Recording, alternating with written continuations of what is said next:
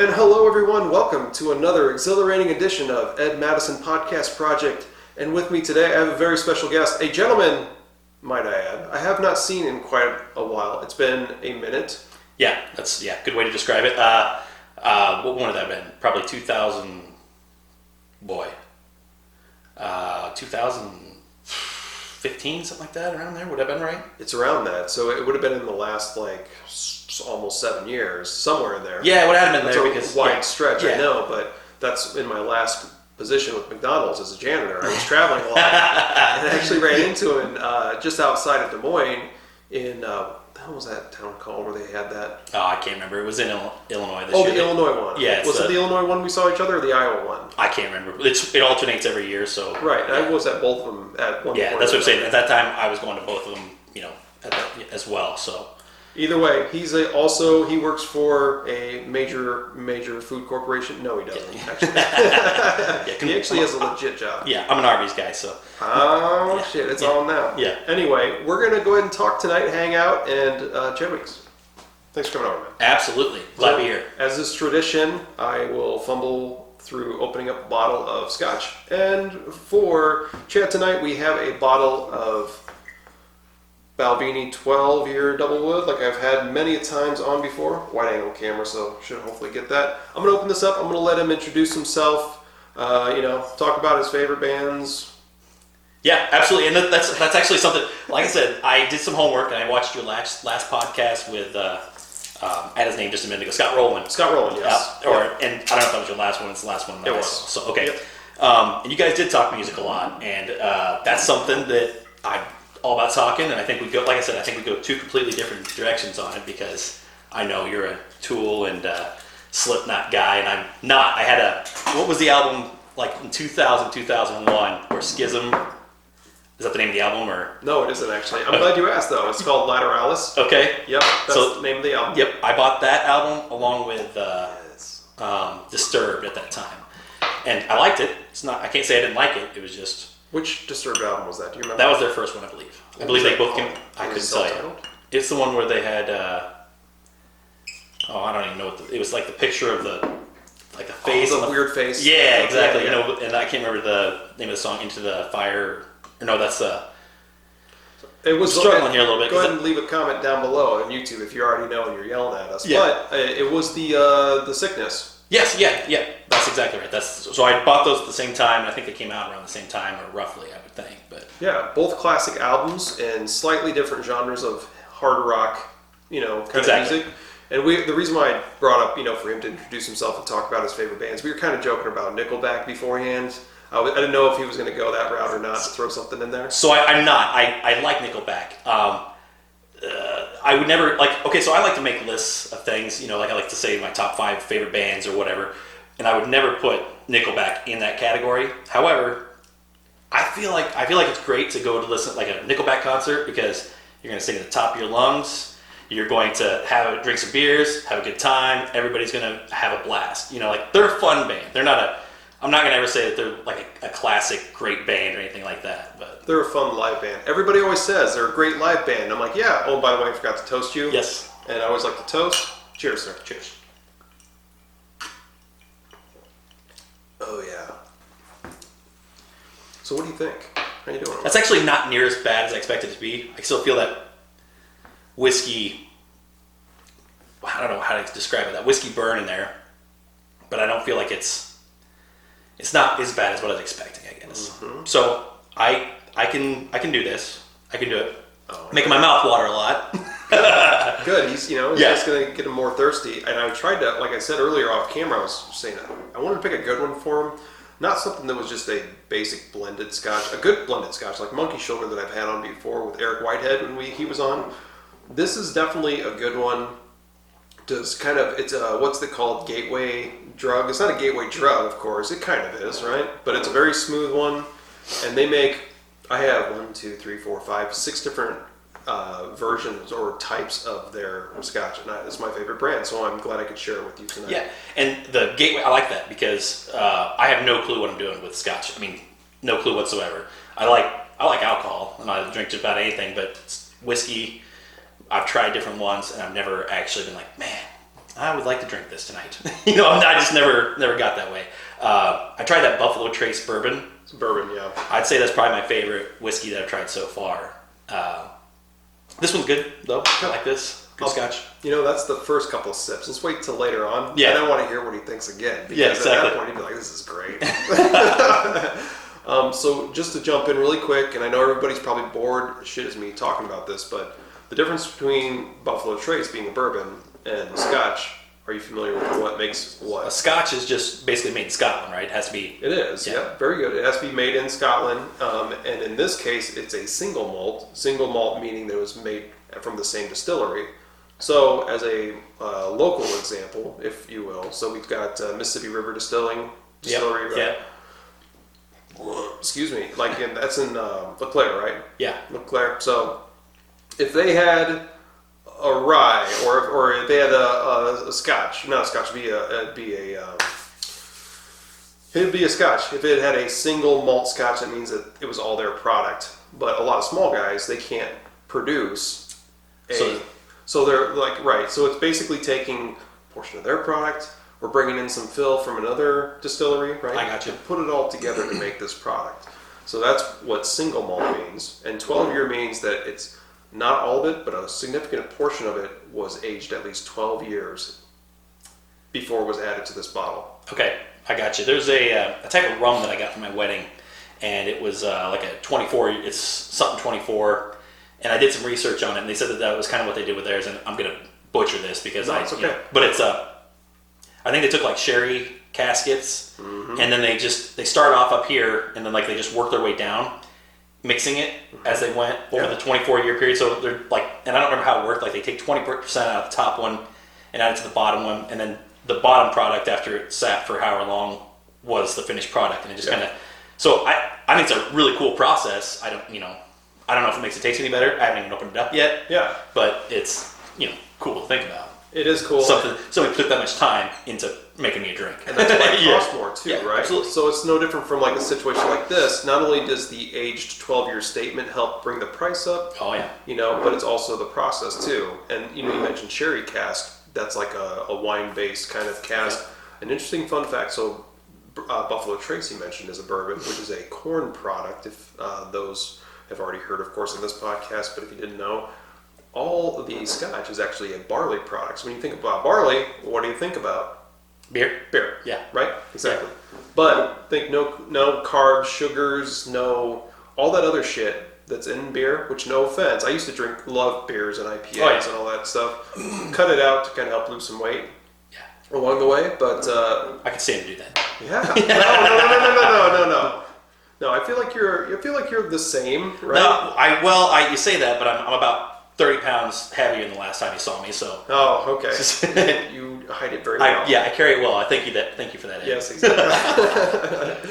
So anyway, enough about probably the liquor side that everybody's tired of hearing me gush about whenever I have somebody on. But I do enjoy having friends or acquaintances that I've met for the first time try something different. My friend Scott Rowland, who was on last week, he nailed it perfectly. He's like, I have scotch once a year. And this is it. That's exactly right. Well, I fully believe in that sort of thing. That's why when you said you were going to bring the drinks, it's like, okay, that's perfect because I'll do whatever you're doing. And that's, when I go to football games and stuff like that in a different city, which I don't know about you, but I love going to a new city, like a big, Atlanta or whatever.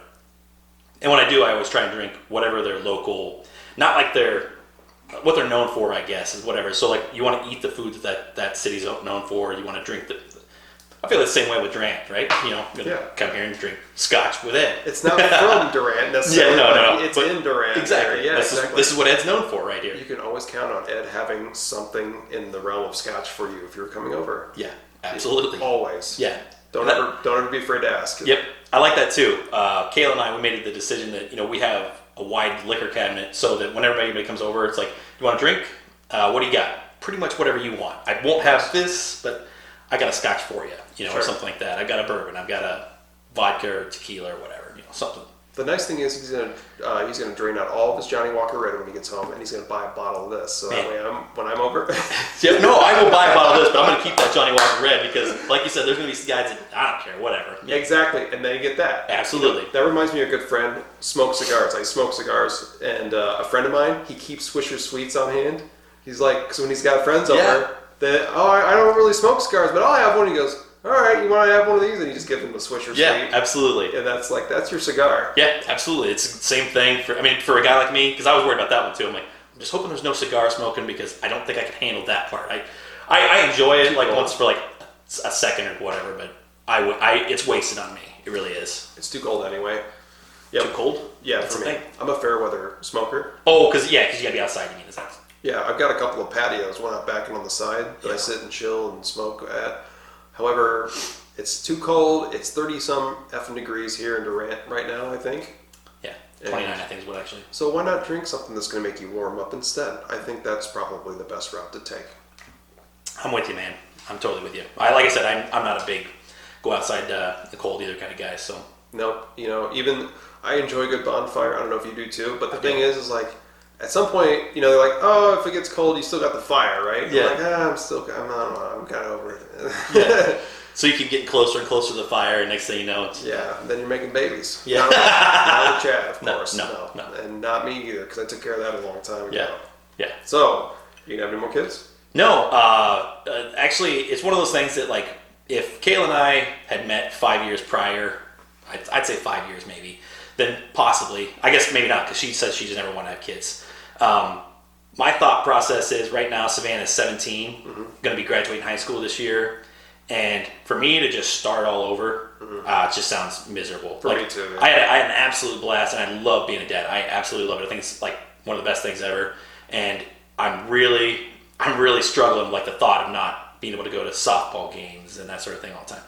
But I suppose my consolation prize is the fact that now we'll be able to go on more vacations and stuff like that during the summer. When you don't have to spend every weekend at the softball diamond or whatnot. We can go out and say this year we're going to go to. Actually, our honeymoon spoiled us. We went to Costa Rica. Oh, nice. Well, we went to New York City, then to Costa Rica, and it was awesome. That's awesome. So cool. If you ever go to New York, eat as much pizza as you can. I'm a pizza guy, so but New York has great pizza. Thin folding style? Yeah. So, do you watch Barstool Sports at all? A little bit. Yeah. I've seen parts of those episodes. I know they did the pizza ones, and Casey's was there too in one episode, right? Yeah. So I can't remember what his name is right now, right off the top of my head, but I cannot stand him. El Presidente, whatever his name is. I cannot stand him. I hate him. However, I love watching pizza reviews. For some reason, it's like I can't stand this guy talking, but for some reason I want to watch him eat a slice of pizza. Yeah. The one bite, everybody knows the rules thing. But so we kind of did that when I was in New York City because we spent one day. We got there at 10:30 in the morning, or not 10:30 in the morning, 10 o'clock in the morning.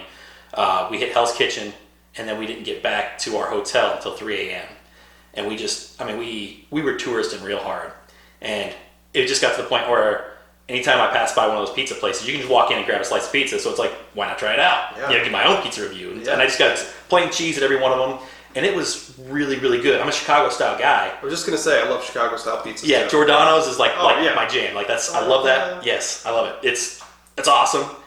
And I'd hate to put the two against each other, but it's one of the different. They're totally different. Like it's not even, you can't compare them because they're two totally different types of pizza. But the New York style, man, it was great. It was just, I don't know. I enjoyed just walking in, grabbing a slice of pizza, and then walking to my next destination, and it was great. Who doesn't love a little pizza or a lot of pizza? A lot of pizza, man. A lot of pizza. Yeah. It's funny, on the last podcast was Scott Rowland, we talked about, this too, the same thing. Mm-hmm. And, what's your food? So, not to duplicate what we talked about in the last one, but we're going there now. Give me your top 5 pizza places you like to eat at. Top 5 pizza places. It could be Chicago, New York, wherever. I would say that let's put those two in there and just say Chicago and New York as a whole because you go to style. Yeah, because I'm going to go to Giordano's in Chicago. I've been to Gino's East and a few of the bigger ones. I haven't been to any the small ones that like do their own Chicago style or whatever. Like that's probably where the best ones are, like it is in New York City. Giordano's is pretty damn good. They are. That's a it really is. It really is. Real, yeah. Actually, Crust in Bettendorf makes an awesome deep dish pizza. I mean, like real Chicago style. It's awesome. Kayla and I went up there one night, probably late at night, and just on a whim. It was actually after a softball game, and just like, heck with it. We're going to go over here. We're hungry. And it was awesome. Sweet. So I love the Midwest style or the Quad City style stuff. Quad City style, yeah. I don't know if I'd have a preference in any of those. I'd say I usually eat at Wise Guys. Do you? Or not Harris Pizza as much? I don't know that. Probably not. Benny's and Wise Guys are probably the two that I eat at the most. Yep. Benny's over there on the Illinois side on Milan. Yeah. Yep. And then,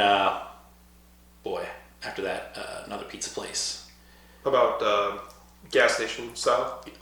Well, yeah. Everybody likes Casey's Pizza and that sort of thing. Like I figure that's where you're kind of going with, but I do like it. I really do. I prefer Happy Joe's or something to that effect over it, but. My man. And you know what? People scoff at Happy Joe's sometimes because they feel like it's expensive as hell. Yeah. But it's good. Really though. expensive. Yeah. It's super good. You know what? It's something that I love bringing up. I don't know if I did it in the last podcast. Hy-Vee, actually, not their regular pizza. Love me some breakfast pizza. Really? Have you ever had breakfast pizza?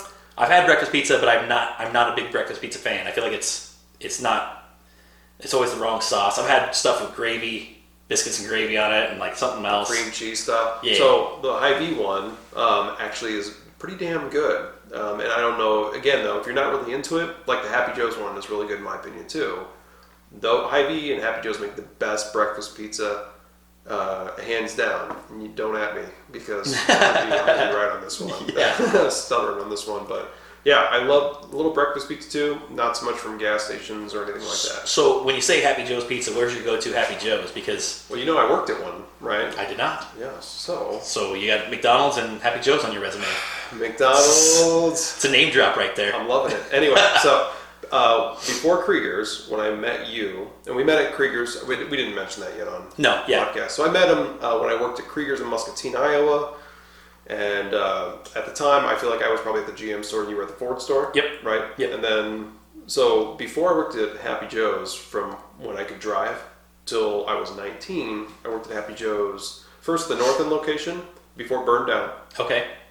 And then I worked at the South End store as a manager, shift manager, before I went completely up to Krieger's. Yeah. So I did work at Happy Joe's with both locations in Muscatine. Okay. That was my out of high school job. You didn't go to college? No, I work at Happy Joe's. I dig it. Yeah. But no, the reason I ask is because we were at a JC meeting here last week, and the guys and I were talking about Happy Joe's Pizza. I don't know how we got on the subject. Oh, it's because it was pizza night at the bar we were at. So. Oh, okay.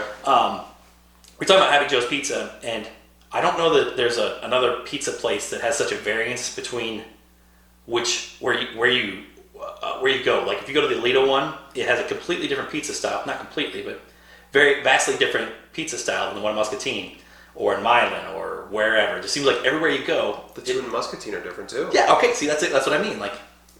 Can I explain on that one? Yeah, go ahead. So the one in Muscatine on the North End store, before it burnt down, I don't know what it uses now. It uses the conveyor belt one. The North End location did. So you put it on one side, conveyor belt runs it through the oven. You pop bubbles as it goes through, comes out the other end, you cut it, you're good. The one in South End Muscatine actually is the old brick style ovens. So that's a huge difference. Huge. That's crazy different. Like yeah. Yeah, so there's a difference just in pies between the ones in Muscatines alone, and then I don't know what they're using for oven styles, or the thing is they have to use, at least it was back then, they have to use the same ingredients, those prepackaged, whatever, the meats and all that, cheeses, Yep. That's all Happy Joe's brand Yep. stuff. Now, the other variants, what would be the other variants beyond that? I think the oven is probably a huge part of it, but also, unless they're allowed to, dough was different too back then. So, like, Muscatine was one of the last ones that made their own dough. Really? Like, there was a dough guy that made it for 2 different locations in Muscatine there, right? Yeah. That eventually changed. So I don't know if maybe the ones that are in Alito or in the Quad Cities, they still make their own dough. I couldn't tell you. Actually, Kayla used to work at the one in Alito, so You have to ask her. Yeah, I will. I'll ask her if she. But I don't don't think she's ever talked about it. She talked about working there, but I don't think she ever mentioned anything. I also feel like their Canadian bacon is small cut ones. Yeah, small cut, but like the way they put it on sometimes, like like when they pile it on top, I love that. But then someone will they'll put it on and then they'll put the cheese over top of it, and I don't like that as much. I don't know if there's a difference. I don't know. Maybe it's just not as much Canadian bacon. I don't know. So I will say that I would agree with you, especially when you do. I don't know if you like sauerkraut on pizza. I do not. Huge. Didn't either before, but I tried a little bit and I could have it every now and then. And I think when you work at a place like that, eventually you're going to branch out and try some new styles, even though you may not like them. But I always love the presentation though, besides if you like sauerkraut or not. When it came out of the oven with that layer of sprinkled Canadian bacon underneath, and then you've got the kind of crisp on top layers of sauerkraut, it's just like a little masterpiece you're looking at. You almost don't want to cut it. Yeah, exactly. It looks so good. And it does impact, I feel like, when you're eating it. Because it's like when there's cheese on top, yeah, you're getting more cheese, but is it the same experience? Because I feel like, I want to look at this thing. Yeah, I want to enjoy this masterpiece. And put it in my belly. So, a couple more things. Well, now I'm backtracking. You just talk about the visual stuff. New York style pizza, it doesn't look like something I would like. Like the cheese looks like it's kind of just, I don't know. It looks like it's spotty and not cheesy enough, and I don't know. It just didn't visually look like I was going to like it, and then I loved it. The only other thing that I'd like to say is you guys have Sal Vitale's in Muscatine, which is a great place, but it's not nearly as good as Joe Vitale's in Aledo. That's another one that's Same family. I think so. I think they said that they're like cousins or something like that. But there's two brothers in Muscatine. There's one downtown and then the one on Park Avenue. Yeah, and I think this is a cousin or something to that effect. And I could be completely wrong, but I've heard that it's uncle or cousin or something like that. That they are related, and I really love that place. So got to check out the one in Aledo. Absolutely. Note to self. Yeah. All right. So pizza, we're off to a really good start so far because I'm always hungry. Yeah. For pizza. So feel like that's as much as we can talk about pizza. So we talked about pizza, talked a little bit about booze. I think the next thing is technology, drones, and tractors. Yeah. Well, yeah. I'm not big on the tractor side, so I'm not going to be able to talk a whole lot about that. But, that's okay. But drones. I was listening to you guys talk again last week, and you guys use drones in a completely different way than I do. For me, it's a tool. And that's what I market it as. Well, not my company. I work for Centera out of Minneapolis, Minnesota. Regional sales specialist for Illinois, Iowa, and Wisconsin. And what we do is we take a drone, which is your typical DJI Mavic Pro or whatever, and we take one of our sensors and we apply that to it. So we'll attach that to it, and then you can go out and do stand counts in fields. You can do weed pressure. Tassel counting and health imagery is the big one.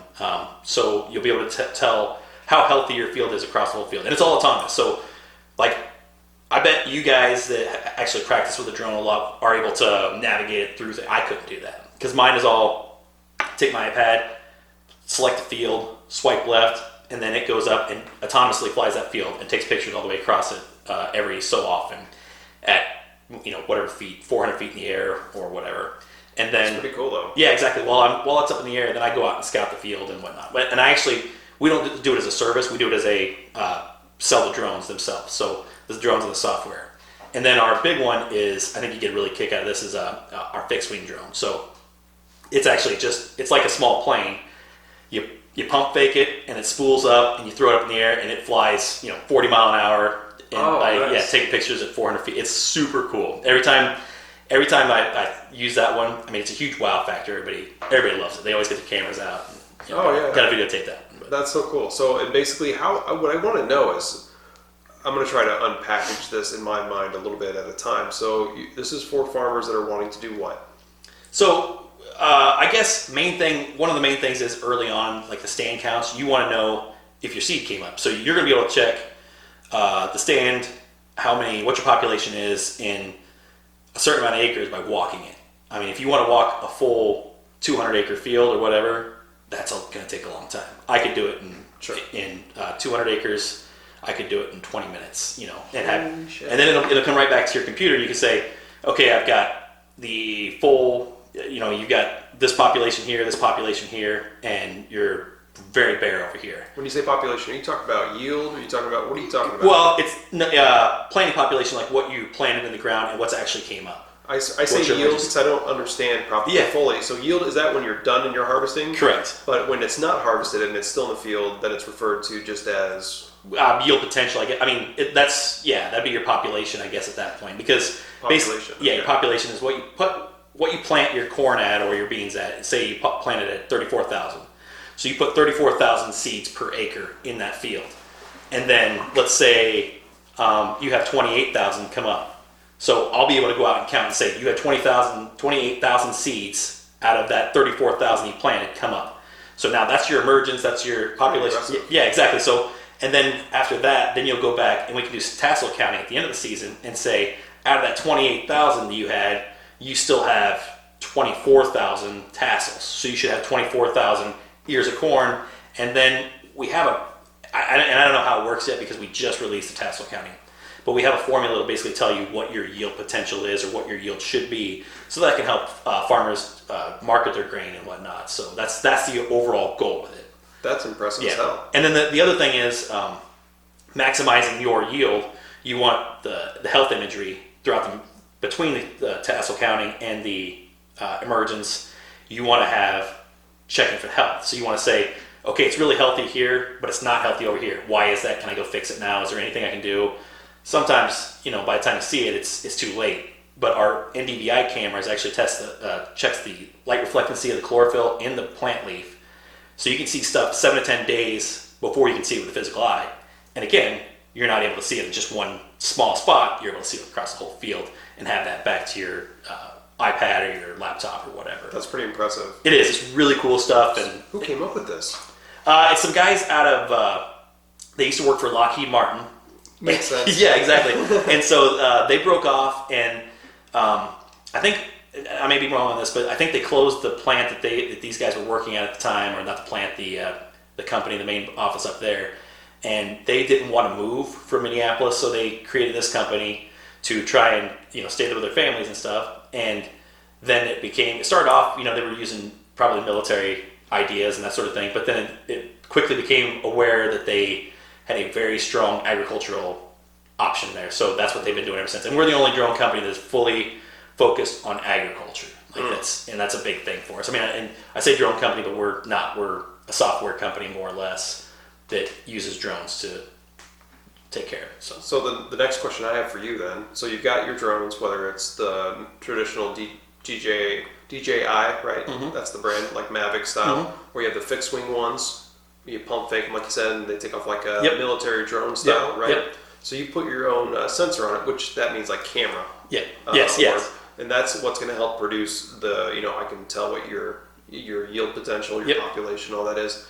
So who makes that then? The sensors, that's all us. The sensors is all us. We have some really smart guys up there.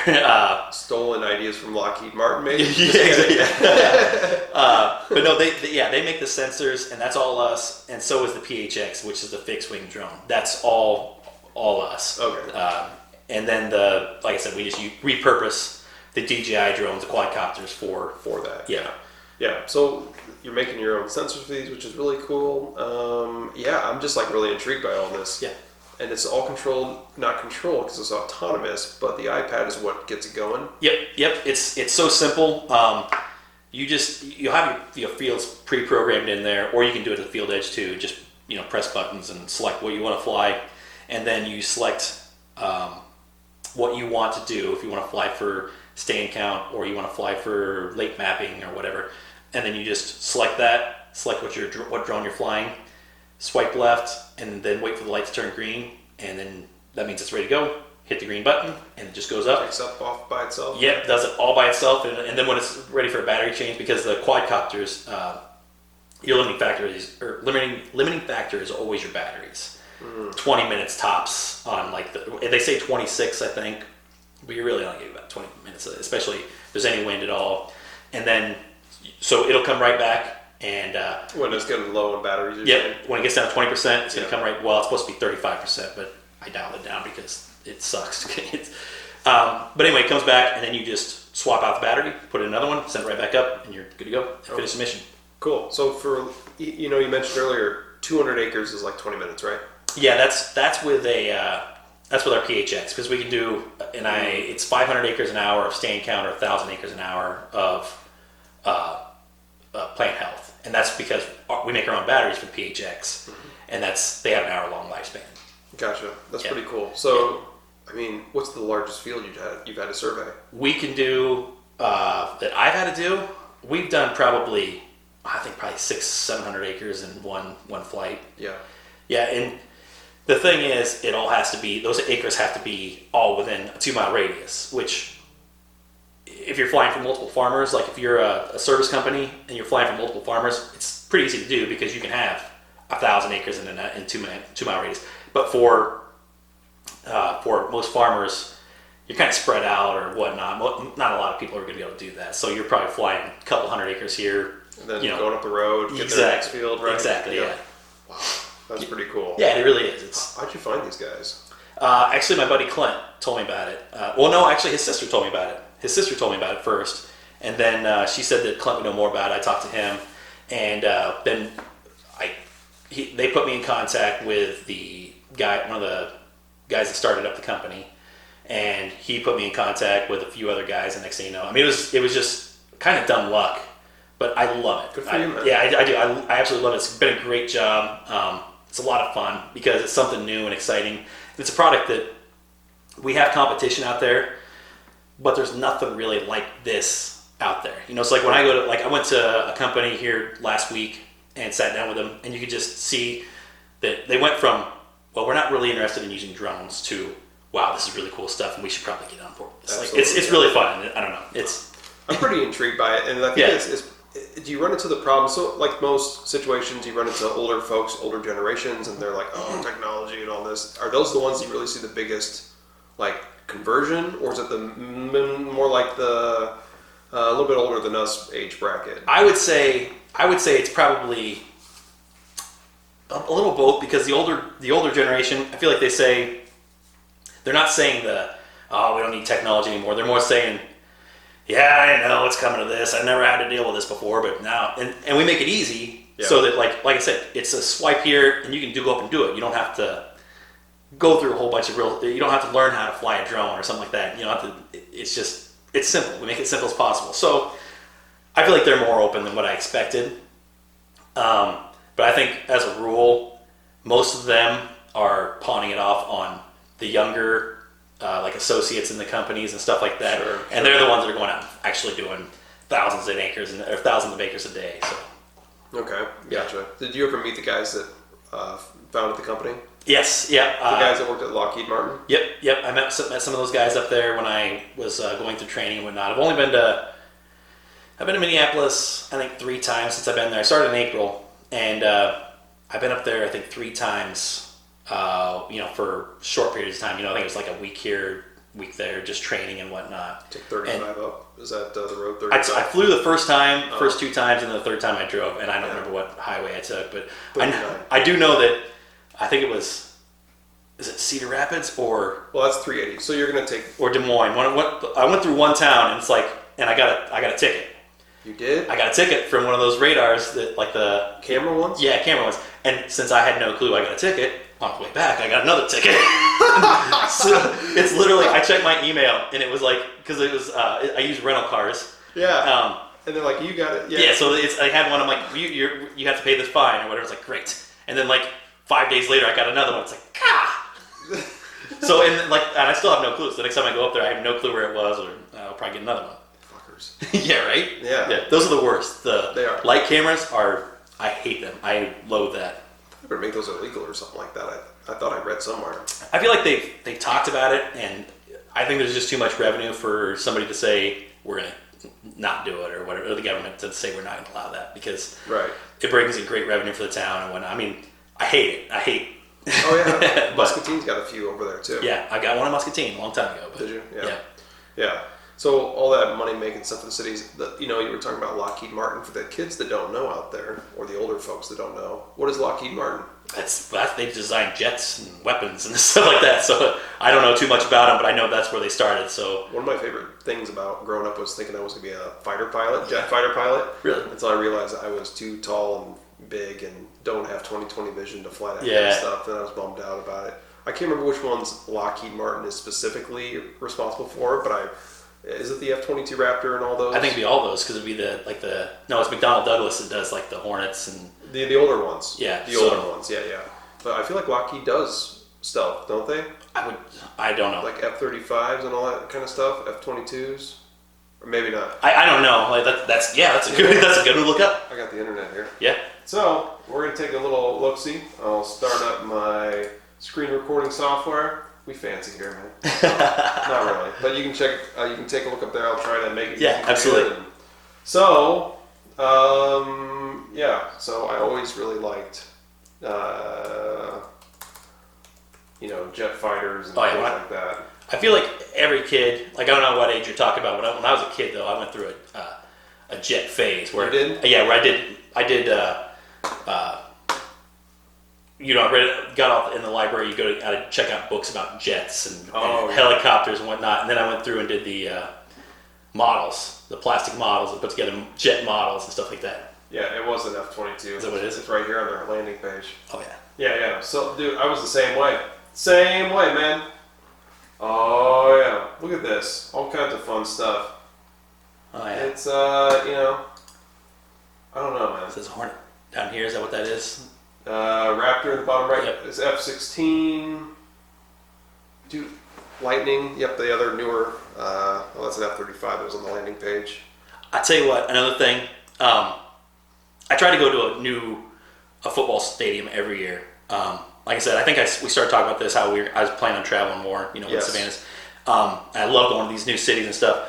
I usually try and focus a football game around and say we're going to go to see I want to see the Bills play in every stadium across the country. And I'm a big Buffalo Bills fan, if you don't know. Great lacrosse team. Yeah. And I after watching your podcast last week, the Sabres are still a hockey team. Yes. Oh, we did talk about that. Yeah. You said I don't think they even have this team anymore. They do. They're good. They started off good. Now they're really bad. I went to one of those before. Yeah. Yeah. Not a Sabres fan, but anyway. I don't remember where I was going with this. I was talking about cities and football games. Yeah. So when you go to the football games, I think one of the coolest things is like the national anthem, and then you get a flyby.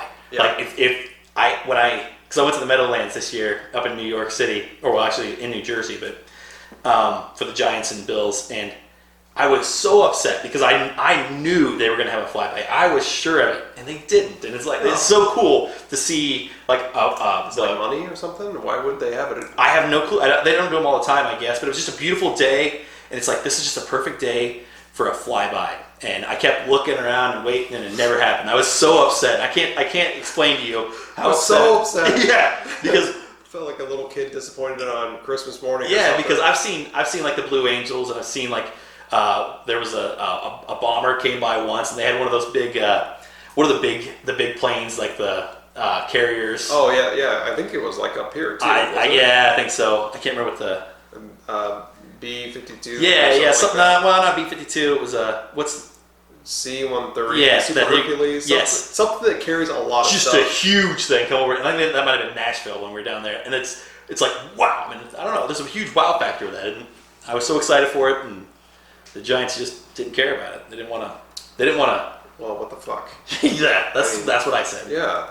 Why would you not want to have something that cool on there? They were fully aware that the Bills were going to crush them in that game, and they just didn't even want to pander to it. So just so you know, and this is off the record, Centera does not have military secrets they're using for their products. Yeah. But you know what the thing is? Wink, wink. At the Farm Progress Show, at the Farm Progress Show this year, a guy from the FBI stopped me, gave me his card, and he's like, so, what are your thoughts on the applications of these drones, and how do you guys use them? And they're like, yeah, because there are drone companies right now that are using them to spray fields. So like they put a small chemical container on it, and they'll go out and spray fields, which to me sounds like a great idea if you're trying to control burr, cucumber, or something like that. And my thought was like, we can map that out for them, and then they can go out and spray it if they wanted to. But Sure. we have no want to get into something like that. But what he was saying is like, if you have something like that, well then why couldn't you? It would be so easy for you to spray harmful chemicals over crowds, and it's like, okay, yeah, you're right. Sense, yeah. So he was just talking to me about that sort of thing, and he's very involved with the drone. I don't know what you want to call it, but they're watching those companies very, very closely for stuff like that. So that's why I think that's one of those reasons why our company wants nothing to do with that. So they just don't want to be in that spotlight, right? yeah, exactly. And plus, like I said, we focus on these sensors and stuff, and it's been a really good fit. I mean, we're leading the market in it, and we just came out with a new sensor that's even better, bigger and better than before. It has six cameras all in one system, I guess we call it the 6X, and it's awesome. It's great. It's mainly for like research purposes, so universities and stuff like that will use it, and it's really cool stuff. That's pretty cool. I mean, that's exciting to be part of a company like that, and something that's somewhat newer too. Yep, it's right. It's on the upswing, and it's something new. It's something cool. Our company was founded in 2014, so the company's really new. It's a startup, you know. I mean, yeah, absolutely. But it sounds like they're doing pretty good, and you're the one that's helping lead the way here in this area. Exactly. Man, a little cheers to that. So you can finish off your drink there. Yeah. Okay, So so it's not near as bad as I expected either. no, of course not. One more. You better drink some of that water, right? Yeah, exactly. I'm just kidding. You do what you want. No. You're a grown man. So that brings me to my next question. State of Illinois, after the first of the year,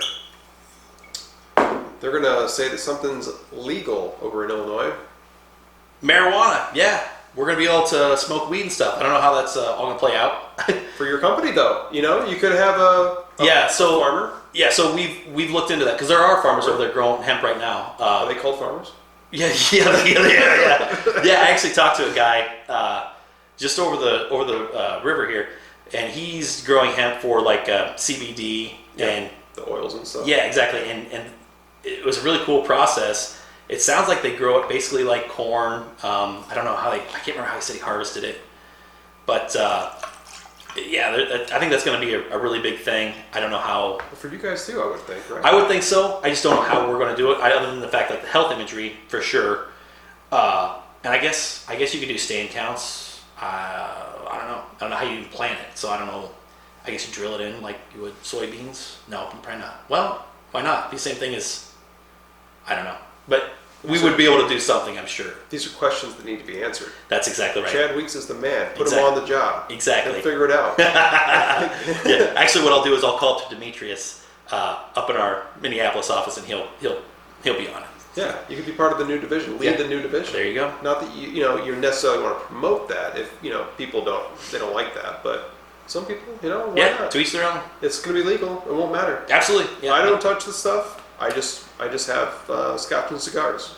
But I've got plenty of friends, and I've been to plenty of concerts where it's unavoidable. Yeah, no, that's exactly right. And it's one of those I'm not going to ever be that guy because I've never even smoked weed ever. I've never even tried it. I've never wanted to. I'm not shitting you. Yeah. Nobody believes me on that though. But I've never wanted to. It's never been. My girlfriend thinks I'm a little lame, but it's the truth. Yeah, exactly. But I told her though I've had enough secondhand in my life. Yeah, concerts and stuff like that. Concerts. Yeah. Well, you play around enough musicians. Mm-hmm. You work at Happy Joe's. There's a lot of things I learned from Happy Joe's at a young age. Let me tell you. I picture Happy Joe's as like the waiting type of category right there. We'll see on more time. Yeah, like Waiting, the movie, right? Yeah. So you learn a lot when you work. We've probably showed this before on the podcast, but you learn a lot when you're at Happy Joe's. You can take this. It's safe. Okay. So, but flip it around and read the other side. There's two important things in life. Oh God. Touche. Beer and scotch on the other side. Yes, exactly. Yes. That's right, kids. So, but I learned how to play SEPA, as they called it. The kids. The hacky. That was the hack. Yeah. Hacky sack or whatever. The Tool and the Slipknot hacky sack should have been right in there with it. But never been into. Oh yeah, that's right. That's another thing. That's flying in the face of my stereotypical judgment here that I'm giving you. So yeah, never touched marijuana in my life, kids. True story. Yeah. Plenty of secondhand in my life. Yeah, I don't even know that I've had that much other than concerts. My friends never did, and I guess nobody. I just was So I mean, I'm not against it in the sense that like I don't care if you do. Me too. I don't care. Correct. Do what you want to do. It's nothing to me. However, it's just not my bag. I've seen I've seen the portrayals of it on TV. And it's like, oh man, that sounds awesome. That doesn't seem like that would be.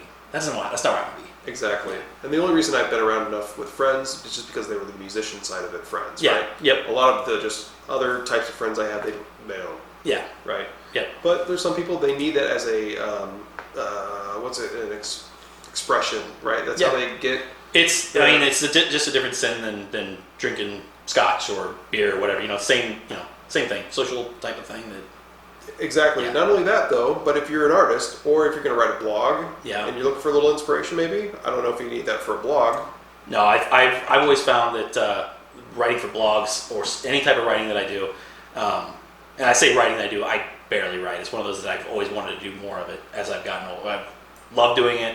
I'd like to write more. I'd like to do like I said, like lists. I'd like to do movie lists and band lists and just kind of whatever, Lists like you're explaining top to you kind of list, like Correct. pizzas. Yeah, exactly. My top 5 favorite pizza places, or my top 10 bands of all time, top 10 movies of all time, that sort of thing. Where I really like to do. Right now, I'm working on one which is the top, and I don't know how many I'm going to go on this, but probably top 10 movies that are not considered Christmas, or that are could be considered Christmas movies. I think I have it called. I can't remember what the title I have for it is. But it's basically movies like everybody's talking about Die Hard. Is it a Christmas movie or is it not? That's right. I know what you're saying. Yep. So, but the thing is, like, I don't know why that one's getting so much attention when you have all these other movies that are so much like Lethal Weapon. Lethal Weapon is much more of a Christmas movie, and in my opinion, it's possibly better than Die Hard. And it's debatable. Yeah, exactly. And like they actually have like a Christmas story there where you got the cop that's ready to commit suicide and so sad about his wife's death, and then next thing you know, he comes back and finds this buddy cop type of thing, and then he becomes part of a new family, and they're having Christmas together there at the end, and whatever part of the family. That's a Christmas story. So I feel like that. I don't know why people talk about that one more than Die Hard. So I think we're going to get into some top, not 10, but maybe top 5 lists. Yeah. We've already done pizza, which to recap, Chicago, New York, Quad Cities. We never really finished that. Yeah, I'd say Vitali's is one of my favorites as well. I really like Vitali's and Happy Joe's. Happy Joe's. Yeah. So moving on then, top 5 Christmas movies that may not be Christmas movies. Okay, so I would say Lethal Weapon's the number one because I'm sure you've seen Lethal Weapon, but it's very very. I mean, it's a very Christmas movie. The final battle scene is even in a front yard with Christmas trees all around, and I don't know, it's whatever. Another one is kind of it's actually a Christmas movie, but not, but it doesn't get the legs that everything else does. And like Home Alone is a big one that they talk about a lot as a Christmas movie or a Christmas Carol, all that stuff. Well, like the movie The Family Man, have you seen that one? Not many people have even seen it. It's a Nicolas Cage movie with Tia Leone and He plays Rhodey on the Marvel. Again, drop this in the comments because I know you know Don Cheadle. Oh, Don Cheadle. Yeah, so who's in Iron Man, the first one, right? Yeah, exactly. It's like the movie A Christmas Carol, but it's also it's more of like it's this rich guy that wakes up. He's got no family, no cares, and he made this decision a long time ago to go follow his dream of becoming a millionaire, as opposed to staying with his girlfriend and ended up working at a tire factory. He wakes up one day and he's, doesn't make much money, but he's got kids and a wife, and he hates it at first, and then, you know how that stuff goes. Oh yeah. Yeah, exactly. But that's an actual Christmas movie that's never talked about. Let's see what else is on there. Gremlins. I feel like that one's on the fringe. People talk about that one a little bit, but Gremlins is an awesome movie. If you put Home Alone in there, you should definitely put Gremlins in there because Gremlins is great. Gremlins is a fantastic movie. And that's all around Christmas. Absolutely it is, yeah. Most hilarious part in any Gremlins movie. In any Gremlins movie? I feel like you're expecting something here, and I'm letting you down. No, you're not. The most funny part of a Gremlins movie. I don't know. I don't really have an answer for that. Do you have one? Or Yeah, I think about the second one. Did you ever see that one? yeah, I love the second one. I almost like the second one better. When they're trapped in the mall, right? Yeah, exactly. Yeah. So, yeah. I think about the female. I was just say the cross dresser there. Yeah, the cross-dresser. Yeah, she was took a estrogen whatever. That was pretty hilarious. It was a bad, funny. I thought it was a bad, scary, funny movie. Yeah, this is what it is. It is. It's a bad movie that I really like. And there's a lot of movies like that I get down on. So we've done probably 5 Christmas type movies. What's 5 bad horror movies? Bad horror movies. Oh boy, I'm gonna have to think about this for a second. Bad horror. This is where you get people yelling about. And I don't know. Yeah, exactly. I don't know if you call it a bad horror movie, but Dale and Tucker versus the Evil. I think it's a really good movie, but it's hokey. Yeah. And it's bad. I mean, it's bad, but it's meant to be bad. It's it's like tongue in cheek stuff. It's if we think about because you're kind of close. You're a bit younger than me, right? Like I'm 36. yeah. I'm 36. Yeah. Oh, so we're I'll the be same 37 in January. So we're the same age. I'm sorry. I thought you maybe were a little bit younger than me. Nope. We're the same age. Okay, we are the same age. Think about like the 80s and some of those, whether it's like Gremlins. Yeah. Because that was 80s, right? The first one had to be. Had to. The second one may have been early 90s. You're right. So Tremors. Tremors is a good one. That's a really and that series went on. Oh man, I got so many now. Now I've got so many that I'm building up here. But yeah, Tremors. Like my daughter watched that whole series. She did. Yeah, when I was little, I watched that Tremors movie, and me and my buddies, we would be Val and what's the other guy's name in there? I can't remember, but I know. But we would roll about, we would be like when we're playing guns or whatever, hanging out when we're kids. I would be Val, and he'd be whoever the other guy is in there, and we'd reenact scenes from the movie as we're hunting Tremors and kid stuff. I love it. Yeah, no, it's great. And then Critters. Critters is great. Yeah, Critters is great. Ghoulies is great. These are classic great ones. I wasn't even thinking along these lines, but yeah, my daughter and I were talking about Leprechaun. I shudder to think that she's even watched the Leprechaun. But how many of those did they end up making too? They just came out with a new one, and I don't know what number it is. But we were scrolling for a horror movie here not too long ago. Savannah, Kayla, and I, and we were deciding what we were going to watch, and the new Leprechaun was up there. I'm like, I'm not going to watch it, but just know there's a new... Jennifer Aniston was in the original Leprechaun. Oh, she was? Yeah. It's been so long. Yeah, it's been so long, but I can just remember her being in it. I remember that she was up... She's like a vegetarian. I remember, that's little small things that I remember, and I remember the song, he was singing something about Pogo. This old Lep, he played Pogo on as long as he killed a guy with a pogo stick. I mean, that's classic right there. So bad horror movies, yes or no? I love bad horror movies. No, I'm gonna throw a couple out there. Okay. I'm gonna have you say yes or no. Bad horror movies. Are they? You're asking me if they are a bad horror movie or if they're a good horror movie. Sure. Okay. Yeah. All right. Yeah. Okay. We'll start with Nightmare on Elm Street. No. Not bad. Now the original one is not bad. That's classic. So the first one. Yeah. But we know there's a shitload of them. Yeah. 2 and 3 bad. Or wait, which one was Dream Warriors? Because Dream Warriors is like my favorite. Like that one was it. Dream Warriors was great. That was the one where everybody's got their favorite. Yeah, where they go in and they actually are like they can take control of their own powers and stuff. And you had the girl with the switchblade and the guy who was super strong, and I loved that. That was super cool. Okay. Next one. Okay. Friday the 13th. Yeah, I think that Friday the 13th. Honestly, I think that the newest one is better than even the original. I didn't like Friday the 13th that much. I think that, I watched them all, and they're pretty hokey. I didn't like any of them. I'm not that I didn't like them. I watched them. I probably enjoyed them at the time, but looking back, it's like, they kind of suck, Next one. Could be taken either way. Poltergeist. Poltergeist, when I was young, really good. Yes. Now, huge resounding no. Resounding no. That is the one that does not travel well. It's not good. So recently we were looking for horror movies too. Yeah. And my boys, which I mentioned earlier to him, I don't know if we talked about it on camera, almost 12 and 15. They're like, oh yeah, we want to watch a scary movie. My girlfriend's like, fuck no, I don't want to watch any scary movies. And I'm like, I was scrolling through one they had never seen before, a newer one, not newer, but it's probably 10 years old by now.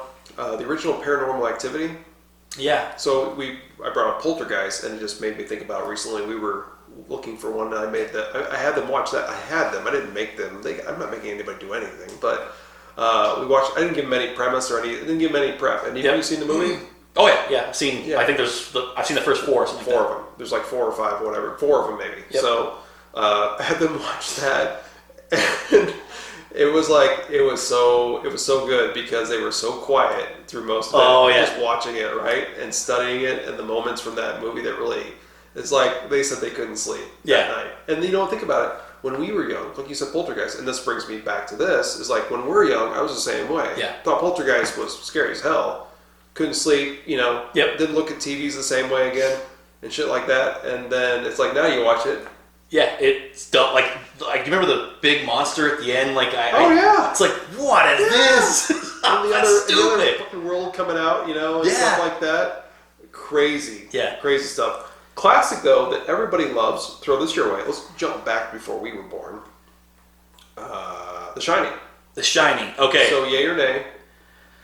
My wife's probably gonna watch this, and I'm gonna say nay, just because I just didn't connect with it. I get it. It's incredible acting, especially from Jack Nicholson. That role, he killed it. He owned that thing. Like when he's chewing her out, that is incredible. However, I just didn't think it was as good as what everybody holds it up there. The standards everybody holds it up to. I understand. So back in the day when I would have seen it, years ago when I was younger, definitely would not have appreciated it, and you may not appreciate it still today. But actually, watching it again, it's kind of interesting to take a step back and say. This is what it used to look like. Yeah. This was a actual scary movie. Well, really scary back in the day. Yep. Jack Nicholson. It's so funny. Did you watch the deep fake with Nicolas Cage? Nicolas Cage. You know what deep fake means?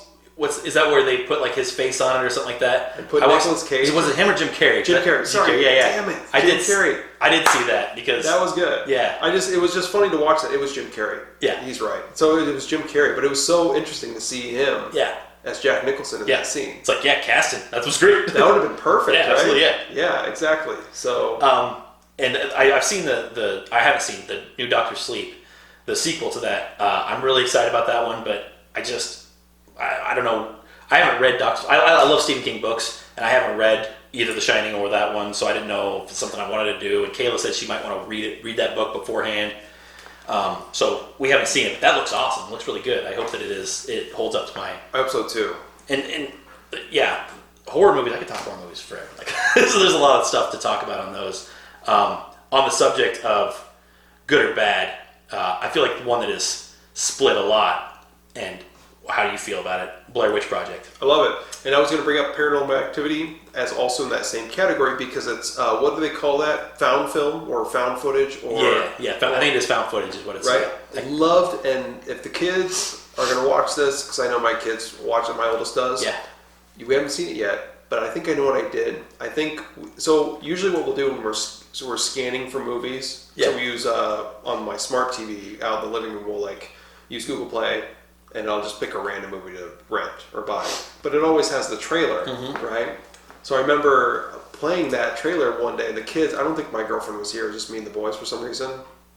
And I said, we're going to watch this at some point, and it doesn't show much, because the last 5 minutes or 10 minutes of that movie, there's that middle section that's effed up when they're out in the tent, or they're, where somebody goes missing. Yeah. And then the last 5 minutes in the house. Yeah. And it shows little bits of that, and my kids are like, no, we're not going to watch that. Yeah. I'm like, yes, someday you will watch this with me, because that'll be like Paranormal Activity for them. The first time you see something like that, and you think it's real. Yeah. See, I heard a lot of bad reviews, and I've heard a lot of people say that they didn't like Blair Witch? Yeah. And I couldn't believe it, because it's like, oh, it's dumb. Because it was a found footage style? I feel like it's one of those movies that you have to disconnect. You have to shut your, it's hard for people to watch it now, because I feel like people have a hard time watching a movie without grabbing their phone. And I mean, I kind of like going to the movie theater because of that. It makes me, I can't bring my phone out. I wouldn't dare bring my phone out of the movie theater. And you're right. No, I hate the people that do. It's got to be dark. It's got to be exactly. It's got to be And I feel loud. like the Blair Witch Project is one of those movies that when I watched it by myself at my mom and dad's house, and it was it was dark, and we lived out in the country, so I had the timber off to my left here, and it was so dark. And I remember it's one of those. It was like you constantly had that fight or flight feeling in your body, where you're constantly. It was incredible, and it's just the suspense that makes it so great. And I like that type of thing a lot more than I do like The Grudge or something like that. I was never a Grudge fan or The Ring. Right. I just feel like they're too easy. It's too much bang scares. So what's the scariest part in the Blair Witch Project for you? Think about the parts. What was the most effed up part for you? I think that when they're in the tent and like things are coming at the tent and like that starts like taking the tent and stuff, that sounds like running. Yeah, exactly. That to me is that's probably the worst for me. And that's when somebody ends up missing, right? After that, I think so. I think it's like the next because they go out and they start running away from it, and they come back and I think that's exactly what happens. And then they find him later. Spoiler alert. Yeah, spoiler alert. I hate doing any spoilers and stuff like this, but the scariest that one's one of two. The other one is my favorite scary movie, which I feel like it gets a lot of the same things. It's an actual film, but The Descent. Yes. The Descent is incredibly scary. Cave. Yes. I love that movie. Yes. Like that's a great scary movie. So movie's fun. You know what my fear is, and I'll never go into a cave for this reason, being stuck somewhere in a cave. Yep. And you cannot get up. Did you read that story one time? Sorry to distract you from the movie, but in like Utah or some area in the West somewhere, apparently this family was like spelunking, and apparently this kid went, two of the kids separated from the family. They weren't with them on the tour, went somewhere and got somewhere to where this kid got fucking stuck. You're kidding me. No. And he ended up, they tried everything they could to get this kid out, and they brought in big parties and everything. I say parties, but it's like people, right, to help try to figure it out. Kid ended up dying upside down. Seriously, they couldn't get him out. Nothing. They could not get him out, and it's pretty messed up. Like if you read the story, it's that sounds like that's. I used to have a dream, recurring dream when I was younger, that I was crawling through like this tunnel, and I was following something, and it kept getting smaller to the point where then all of a sudden I got stuck, and then I couldn't move. Fuck that. That's no way. So if I have any unfounded fears, I'd say it's claustrophobia. That'd be the one thing that might get to me. And I'm not like stupid claustrophobic or anything like that. It's just I get anxious really bad when things like, or if I see something on TV. You've seen the movie Buried. Buried Alive? No, just Buried. It's a movie? Yeah, I'm pretty sure it's just Buried with Ryan Reynolds? Yeah, I've seen that too. Yeah, it's like that one's one of those ones like that's horrible. Like you can't move and you just No, I've seen that one before too. I told Kayla I want to have one of those little bells. Like when I die, I want to have one of those little bells they did in Europe when they were constantly burying people alive. Yeah. To say if I wake up, I can pull this. Yeah. Oh, absolutely. And Ryan Reynolds, great guy. I mean, great dude. I think him and Hugh Jackman geeking out over each other or having their playful fights on Twitter and stuff like that. I love that. I want to be part of their friend circle so bad. Just cool dudes and John Edward Jones. So they permanently sealed his body inside too. This is messed up, but Jesus. Yeah, take a look at this really quick. So basically, like I was trying to say, over in Utah, I can't remember where it was, but it was in Utah. Kid was stuck 28 hours before he died. Wow. They tried everything they could to get him out. And is that red circle? Is that where he was buried? Where he went off the beaten path or whatever. And he did. Huh. I know it's hard to read this as we're scrolling through. Yeah. And still, I'll take the time to actually read about that because I had no clue. That's link down below. Yeah.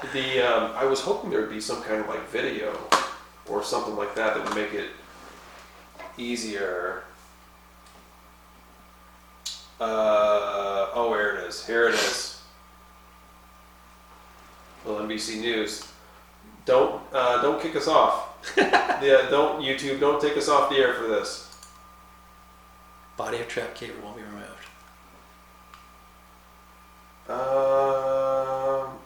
It's I'm not going to update my Adobe. Why you got to be like that, man? Anyway, so I guess I was just saying, that's what that reminds me of. Just not that there was some creepy effing monsters. Oh yeah. This kid just died because he was a dumbass, and he went down he's like, oh, I'm gonna do my own thing. Yeah. I would never go into a cave because of something like this. Or if I did go into a cave, I'd only be thinking about The Descent, Hills Have Eyes, all that kind of stuff. Yeah, Hills Have Eyes is a movie that I can't watch. I watched it, the remake. I watched it once, never again. Just can't. I think it's the initial scene. Like I hate it. I hate all that stuff. Did you give birth? No, I think it was the rape scene that started like that. So like that. Okay, yeah, okay. That was the second one. Was that the second one? Where they're giving the baby. No. Where there was. You didn't see the second one? I don't know that I did. I don't think I did. I don't remember.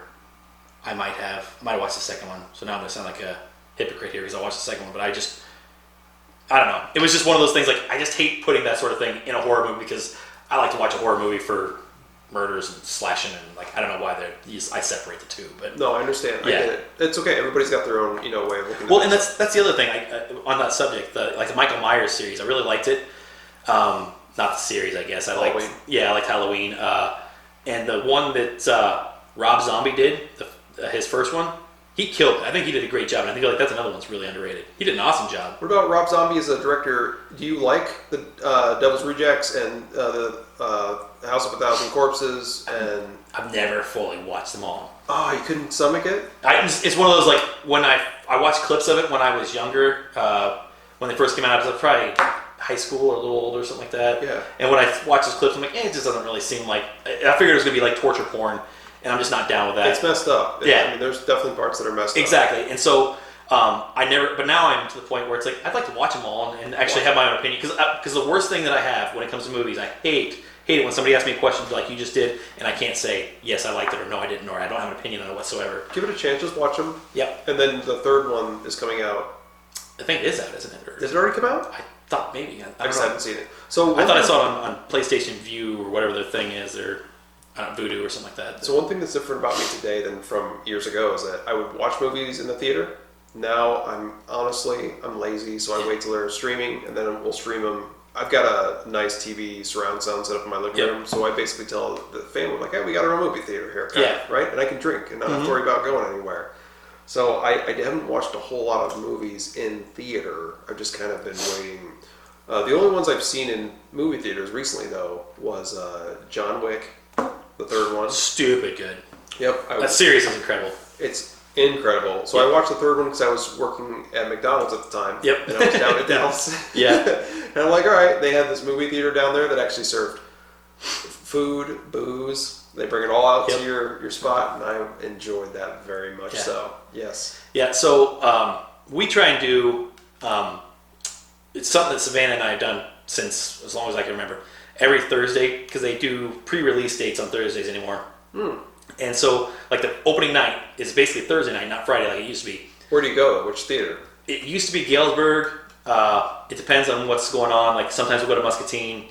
But Burlington is kind of where we've started going more recently. Sure. And I don't know what causes that. I just really like, I think right now, I like the fact that, like Burlington, I can pay an extra $3 a ticket and reserve my seat. You can do that. Yeah. And because I cannot stand to go there to Galesburg and there's already a line of people there. Right. And it's a bunch of kids. And I'm going to have to sit behind 3 rows of kids using their cell phones the whole time. And I sound like one of those old men get off my grass or whatever. But I hate it. I hate it. Leave your phone alone. Look, you got 2 hours. Right. Just deal with it. But I guess I kind of started going to Burlington for that reason. Because usually it's Kayla's getting off at 5, so she'll get home 5:45, and then we have just enough time to get there for the movie. And if we're walking in right before the trailers, you can have slim pickings and seating. Of course. But what I'm trying to say is we have a thing where we try to go to the movies at least during the summer every Thursday. That's so cool. You guys have that. Yeah, it's awesome. And Savannah works now, so again, she can't make it as much as she used to. But it's a great thing. And I told the JCs, because I work with the JCs a lot, and I told them next year, since it's her senior year and she'll be going off to college the following year, I don't want to do hardly anything with JCs over this next year, so that I was president this last year, and then next year I want to take off almost completely so that I can just make sure that I'm available for all those and that sort of thing, because I love it. I love going to the theater. Cool. Nice. It's stupid expensive, and it's made it so bad to afford it, but it's also like it's a date night with your daughter and your wife every Thursday night. I get it. It's fun. Yeah, exactly. It's something you're doing. It's your thing. Yep. Again, I feel bad because I'm not that guy anymore. I want to go to the theaters as much. The last movie I did go to see with my girlfriend, we went and saw The Joker. Me and my girlfriend went and saw that because we felt like, the boys, I want to make sure it's something that they can watch first. Yeah. Because I feel like they're old enough to let them watch rated R movies if I feel they can't have any sexual content, or like The Shining we talked about earlier. I purposely skipped over the part, the scene, the bathroom scene. Yeah, just so I'm a very responsible father. I want everybody to know. I am a responsible father. Here's the thing. I want to say that too, but I watched horror movies when I was a kid with my parents, and like I never felt like it was a big deal. Like I've always felt weird about the sexual stuff, and that's what like Freddy Krueger, like Nightmare on Elm Street, especially after episode or this first one, the Nightmare on Elm Street, the first one. After that, it got really sexual a lot. I mean, like that's kind of what his shtick was, right? Which is cool, for us now. But like, my daughter grabbed onto Freddy Krueger when she was way too little to grab onto Freddy Krueger, and I think she watched that one with her mom first. So I'm gonna blame her mom on that one. That's on Jenny. So, I'm alright with it. Yeah, I'll allow it. But anyway, so she watched all those movies and she she fell in love with it. Like she was Freddy Krueger for Halloween. Yeah. And so when the new one, the recreation came out, I can't remember what year that was. I want to say Savannah was 8. And when it came out, my parents are like, "Yeah, we're gonna take Savannah to go see Freddy tonight. You want to go?" I'm like, "No, you can have Grandparent of the Year. I am not taking her out in public to watch Freddy Krueger." Exactly. And they said that people are judging. Yes, exactly. Right. When she exactly. I mean, when she was there, they said that there were some kids that snuck in. They went and bought tickets for Furry Vengeance. And then they went up to the other. And then they went to there, and they snuck in, and the guys came in and kicked them kids out, like 15-year-old kids. And there is my 8-year-old daughter sitting there watching Freddy Krueger. Yeah. Yeah. So hilarious. Yeah, we joke about that a lot, but so far she isn't a mass murderer or anything like that. So she's not right. I think she's going to turn out pretty well. Yeah, she's actually a great kid. So like she's doing really good. I feel pretty lucky with my boys too. Do you? Like that's a big thing, I think. Just knowing that, good kids and yeah, they have no choice. They got to be good kids. Touche. Yeah, exactly. Yeah. All right, so we talked movies. We could talk about. I could talk movies all night long, man. Or like scary movies. Yeah, we made it to. So we did Christmas. Scary movies. Yep. So we mentioned John Wick. You like John Wick too? I mean, as well. Yeah, and honestly, like, I love what Keanu Reeves has done so far. Like, Keanu Reeves has always been a cool dude. I watched Point Break with Savannah here last weekend. So he's always been like a cool guy with Bill and Ted and whatnot. But for some reason, all of a sudden, he's like America's sweetheart in movies right now. Like he's it. Like everybody wants to. And it's for that style, though. For that style, if you think about it, he's made a lot of movies, and I've followed this, right? So he's made a lot of movies, like dramas and stuff like that never really do that well. Oh yeah, that's what I'm saying. But that's what I mean. Like for years and years, he's never really had anything that's been that crazy good. I mean, like he's a lot of great movies. I'm not saying that he's Neo, for God's sakes. Best movie of all time. Yeah. I made my kids watch Matrix 1 countless times. Yeah. When I first got my Dolby Atmos surround system, first movie, Matrix. Really? The Matrix, at night. Yeah, I got a new TV, surround sound. That's the first movie I watched. It's still, I obviously watched it a lot of times. But it's on Kayla and I's watch list. So I got my buddy Clint.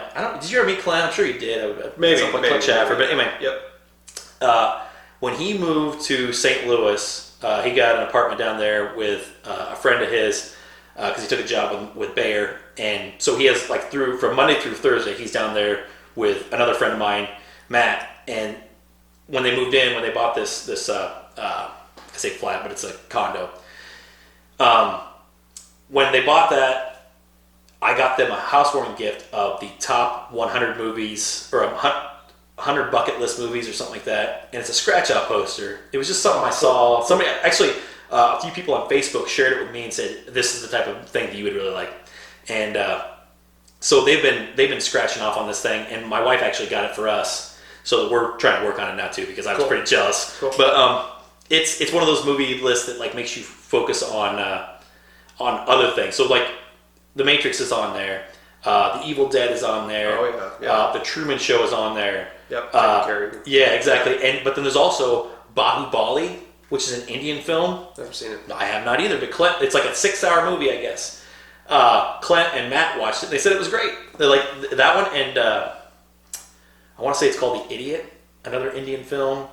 But it's just one of those things. Like I would like that, something to push me to watch something stupid that I wouldn't normally watch. Expand your horizon. Exactly, outside or movies like Psycho that I saw way back when, but let's watch it again now that or Poltergeist or something like that. Yeah, exactly. But yeah, to circle back, I can't understand why Keanu Reeves has had this huge uprising with John Wick series. But he's been awesome before, right? That's what I'm saying. He's been great for before. He's been Speed. Point Break, Sandra Bullock and all that. But is it the Lake House or what? Like he's had some romance films that I like. There was one. That's what I'm saying. There's some dramas he hasn't been known that well. Not that well. Right? I've watched them because I like Keanu Reeves and Bill and Ted's Excellent Adventure, where they're making the third one. And I made the kids watch the first one.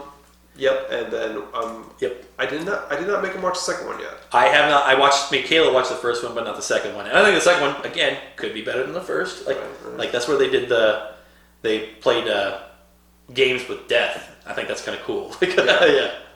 So when I think though Keanu Reeves, it's like I love John Wick because my boys, I've made them watch all the Matrix movies. Mm-hmm. They know the first one's the best one. They have no choice. No, I'm just kidding. Of course, they only think the first one is the best one, like me too. But so when we start watching the John Wick ones together, it's like we start making these little jokes about, it's not John Wick. It's actually, Neo and, Neo. Or, making those little fun jokes about there ain't no way anybody could touch Neo in this movie. Exactly. Yeah.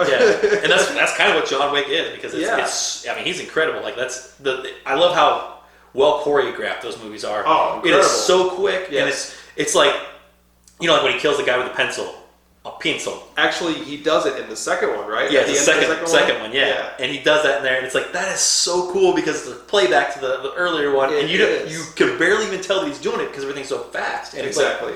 It's great, and I love that. That is like one of the best parts of that first one too, where he's trying to, and my kids love that too. That part where he's got the subtitles down below and. He's explaining it to him. Yeah. And, it was awesome. Or Baba Yaga and all that. Yeah. That's what we make jokes about too. And John Wick, Baba Yaga's kind of kick some ass and all this kind of stuff. And we made jokes about the scene in John Wick where he's bringing the hammer down to the basement to break open the concrete. It's hilarious. Yeah. So huge respect to Keanu Reeves. Always loved him. My girlfriend, I remember. I made her because she doesn't like, typical, not typical. I shouldn't say typical because it sounds like your wife is pretty cool about watching all these movies. She is. Yeah. My girlfriend does not prefer scary movies, so she hated that we watched Paranormal Activity recently, something they hadn't seen. But I made her watch The Matrix. She actually really liked it too. Really? And I remember because I got the Dolby Atmos out there and the back speakers, and I remember her like freaking out a little bit because of the experience of the whole movie. And it's funny because that movie started so much and created so much inspiration for other movies. Almost not like where everybody else copied, but a lot of the way the camera work is and the choreography that you mentioned is so good in like John Wick movies. Yep. Think about the Matrix movies too. The first one looks so real when it came to actual fighting, in my opinion. I agree. Compared to I picture him doing the. It looked so smooth and like they were actually making contact together. Yeah. Where I have to admit the second and third ones, and you get that way with some movies, sequels, and stuff like that. They don't look quite as authentic for some reason. Yeah. Is it because you're so spoiled with that when you first see that style in the first one? Or I would like to say that, but I feel like other movies haven't done that. Like the Lord of the Rings starts off it's a very good first movie, and Yes. we can't talk about this one too much because Kayla, like I said, Kayla's gonna watch this one, and she's reading the books right now. So I'm waiting for her to read the books, which I'm jealous of that because Spoiler alerts, gotta be careful. yeah. So, but like it starts off, the first movie is really good. It's great. Second movie is better, and the third one is just out of this world. It's because money, budget, technology. Yeah. I think that movie got like a record-breaking 11 Oscars or something like that. Return of the King. It was just, but yeah, I think it was. But also the storyline just picks up, and they just did it well. Peter Jackson was great. Terminator, I feel like it got better from the first one to the second one. Oh, second one was so Second good. was so good. Yeah. Did you see the previews coming out for the newest one? They're basically bringing back that style of T-1000. Yeah, the Liquid T-1000, but it's not. I actually went to watch that one on theaters. Did it just come out? I watched it by myself actually. Armistice Day, I can't remember what, Veterans Day. The one that just came out? Yeah. I haven't seen it, but I saw previews for it. It's really good. I mean, it's great. Yeah, because I'm a sucker for those, and Kayla, Terminator's on our list, and that's one that I've been having trouble getting Kayla to watch because I feel like she just doesn't really want to. Yeah. And I love that stuff. Yeah. And I can't complain. Like it's not because I made her watch all the Marvel movies. I told her before we could ever even talk about getting married, we had to watch all these Marvel movies and all that. Hilarious. Yeah, exactly. And she did. She was way ahead of schedule and stuff. Yeah. She's great. She's been great at all this. But Terminator is one that she just doesn't really see an interest in whatsoever.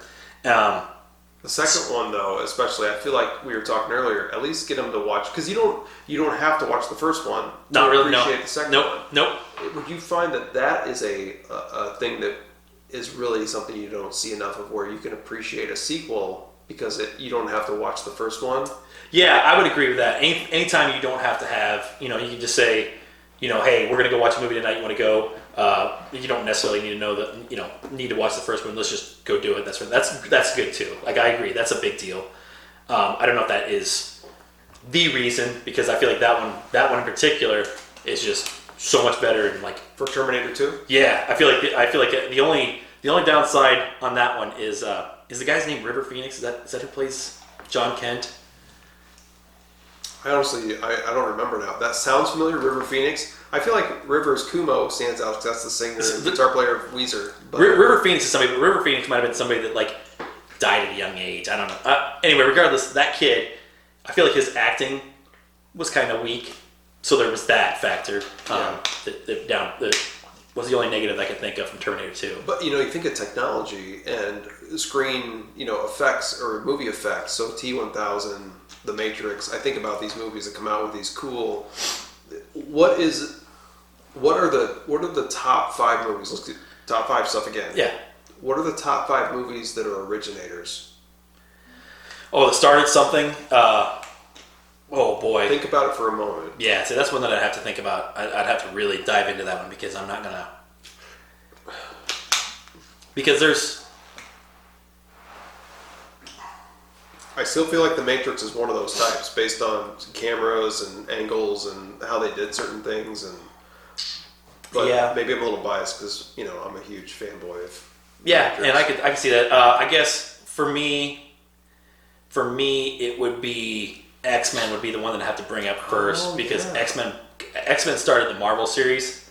And I know that the MCU is different than the X-Men series. Right. However, they took superheroes, and I can't really say that because Batman did too, but it kind of lost it. And then the X-Men, when they brought out X-Men, it's like this is a serious comic book movie with it still has that feeling of the comics have, but it's also awesome. And then they doubled down on X2, and X2 is still one of the best comic movies of all time. That's a great movie. I remember those original X-Men ones too. Yeah, they were great. And then Rebecca Romaine Stamos. Yep, exactly. And yes, exactly. And that's she was Mystique. And then they topped out at the second X2, and then they went way downhill on X3. That was the one with the Phoenix. I feel like they just can't do the Phoenix right. The new Phoenix was terrible too. And we don't have to talk about that, but Batman though. Let's jump back to Batman. Give me this. We're jumping out of the top 5 innovator movies. Give me your top 5 Batman movies. Top 5 Batman movies. I'm going to say.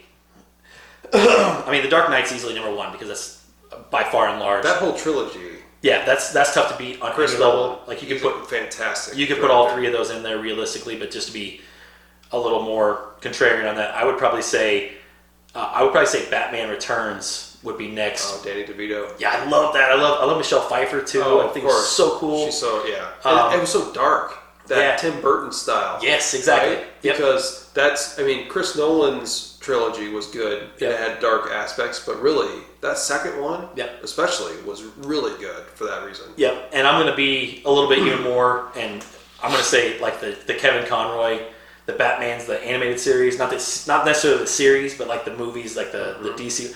I love those. Like they're pretty easy watches, an hour and 20 minutes or whatever, something like that. They're great. Those. I feel like that's a really good caption or a way of capturing Batman. And I really liked Val Kilmer. I feel like he's really nobody really talks about Val Kilmer that much.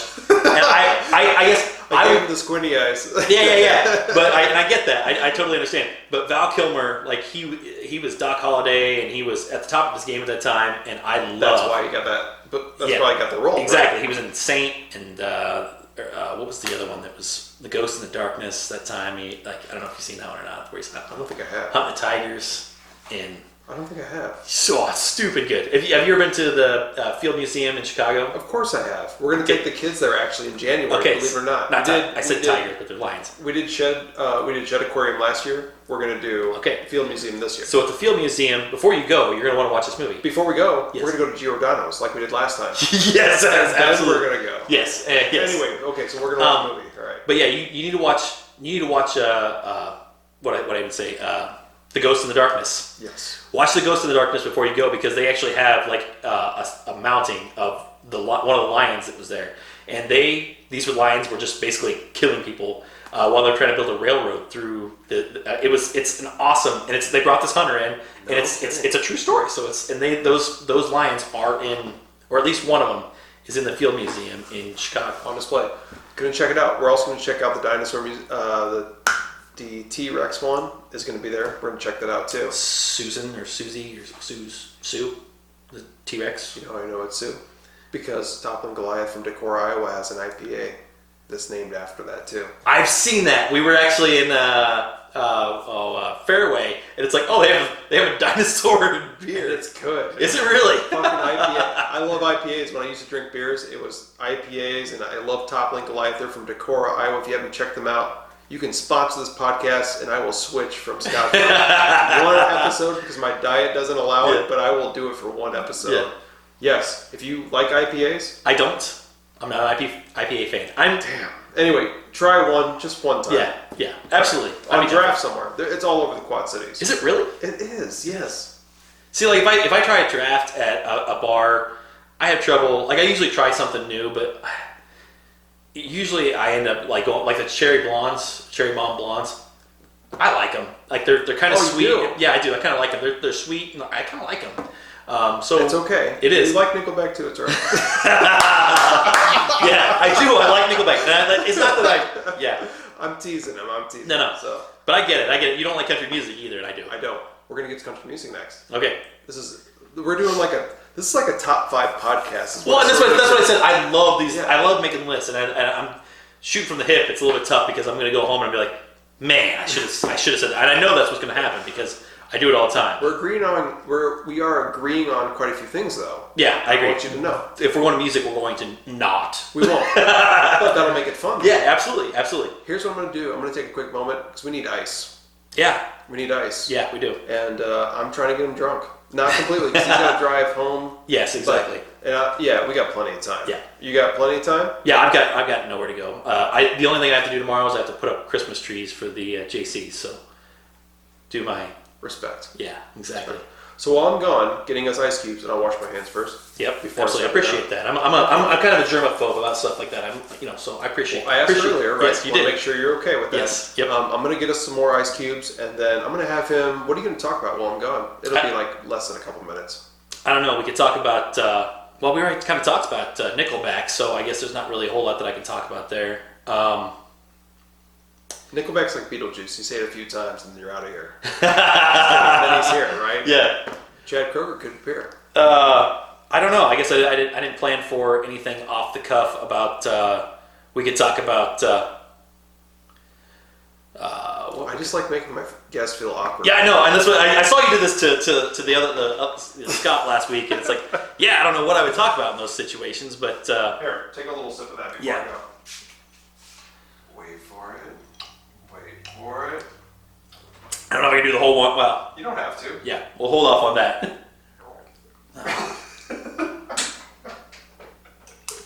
I'll be back. So now, to avoid dead air here, talk about my honeymoon. We went to New York City was the first place we went. And if you get a chance to go to New York City, absolutely do it. I've been to a lot of big cities, not a lot, but my goal is to see the Bills play in all 32 stadiums. So one of my favorite parts about the whole process is going to a new city, and seeing like the sights. And like I said, I'm totally a tourist there, and I'm gonna eat the foods that they're known for. I'm gonna drink the stuff they drink for. In New York City, I feel like it is easier to get around, and it is better to travel than like Chicago. Because Chicago, you got to use the train or Uber or whatever. In New York City, it's an island, so you can go take the ferry, and you can go to all the big sites. And it'll drop you off, and you can just say, like, the first stop that we had was Hell's Kitchen. We went from Hell's Kitchen on down to Wall Street, and we spent some time on Wall Street. And then we went around to, we went to the 9/11 Memorial after that. Saw Ground Zero, and that was absolutely amazing. It's a little bit haunting. One of the things that I guess we didn't want to spend our whole trip there, but you could spend a whole day at that museum just checking things out. But it also, it's heavy because you're constantly thinking about the fact that this is all built around one of the biggest tragedies in America, and also there's just a lot. You know, it's tough stuff to deal with. So you don't want to spend any more time there than you feel comfortable with, I guess. But it is incredible because you also have to look at the fact that it's America really coming together at that time and whatnot. So, and then you go up to Wall Street, which is, cool. I'm a big fan of Hamilton, the musical. It's ridiculous, but I love Hamilton. I have to admit something. I've never seen a musical in my life. Never seen a musical in your... Okay, so I never thought that I would really like it, but my mom bought my sister and I tickets to see Cats at Circa 21 back in the day. And when I watched it, it was great. I loved it. I mean, absolutely loved it. And so I've always been very open to the idea of going to see new musicals and stuff. And again, my buddy Clint recommended I listen to the Hamilton musical on Apple Music. Okay. And so I started listening to it, and the next thing you know, I was hooked. And like it's a story about basically our nation being built, and it's in a rap style. I'm not saying you'd like it, but it's something that it's different. It's totally different than anything you hear on the radio. So it's got catchy tunes, and it's just an awesome story. And so we went up, So when we were bringing that back around, we went and seen the Hamilton musical in Chicago. Then we went to New York City, and then we got to see all those sites like the museum or the church where Hamilton was buried, and we got to see where his duel with Aaron Burr took place on the New Jersey side. So it's kind of cool after you've listened to this so many times. But again, I got a lot of windshield time when I'm traveling, so like listening to a story that is a couple hours long really hits the spot. Like I can really, it helps you not want, like, I don't know about you, but when I'm traveling a lot, I'll get bored. Next thing you know, I'm on my phone, and so I try to avoid that by just listening to something that'll keep me occupied for a long time. And I haven't done too much with podcasts yet. So that's my go-to. If I had to recommend anything, when I was a traveling janitor for McDonald's, I listened to music for the longest time. And especially the great thing was when I was in the truck for miles and miles, like what that's like, you basically, you listen to music and then you get burnt out on it, maybe. Right? Yep. You get burnt out. Whether it's XM or your own music on Google Play Music for me or Apple Music. Yeah. Sometimes you just don't feel like listening to music. So I started getting into podcasts, and the great thing is with YouTube Premium that I have is you can listen to a couple of advantages were early on is that no advertisements, and also it allowed you to be able to, on your smartphone device, to listen to it when your phone was locked. Really? That was another little benefit. That would be a big one because that's so annoying. You're not watching, right? Yep. But it's like when you would lock your phone, it would close out. It would stop Yep. playing. So I would listen to podcasts, and Joe Rogan podcast was a big like inspiration for me, which led to all this in this room. Yeah. And I know you've seen one episode when this started, this podcast. I mean, I made sure that I had. Holy cow! What? You know what? I just realized my SD card's full in my. So we haven't been recording for so long? Well, remember the backup audio? Oh, okay. So half this will be this audio, half will be that okay, audio, I got you. which is interesting. So I looked over. So I'm like, this is kind of like it's not Joe Rogan complete setup, but the microphones. I did research, got the microphones, and I made sure I had.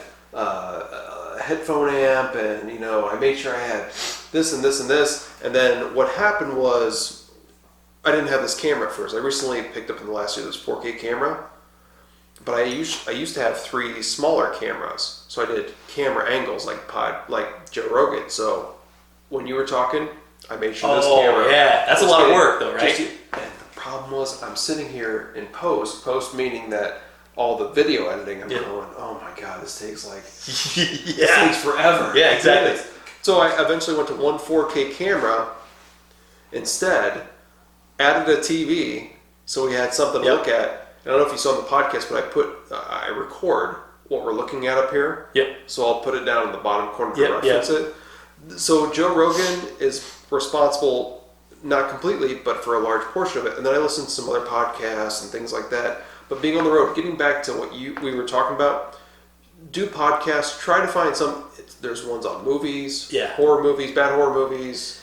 You could find all that stuff out there. See, okay, so then like the horror movies things, like I try not to read too many reviews, not horror movies, on movies in general.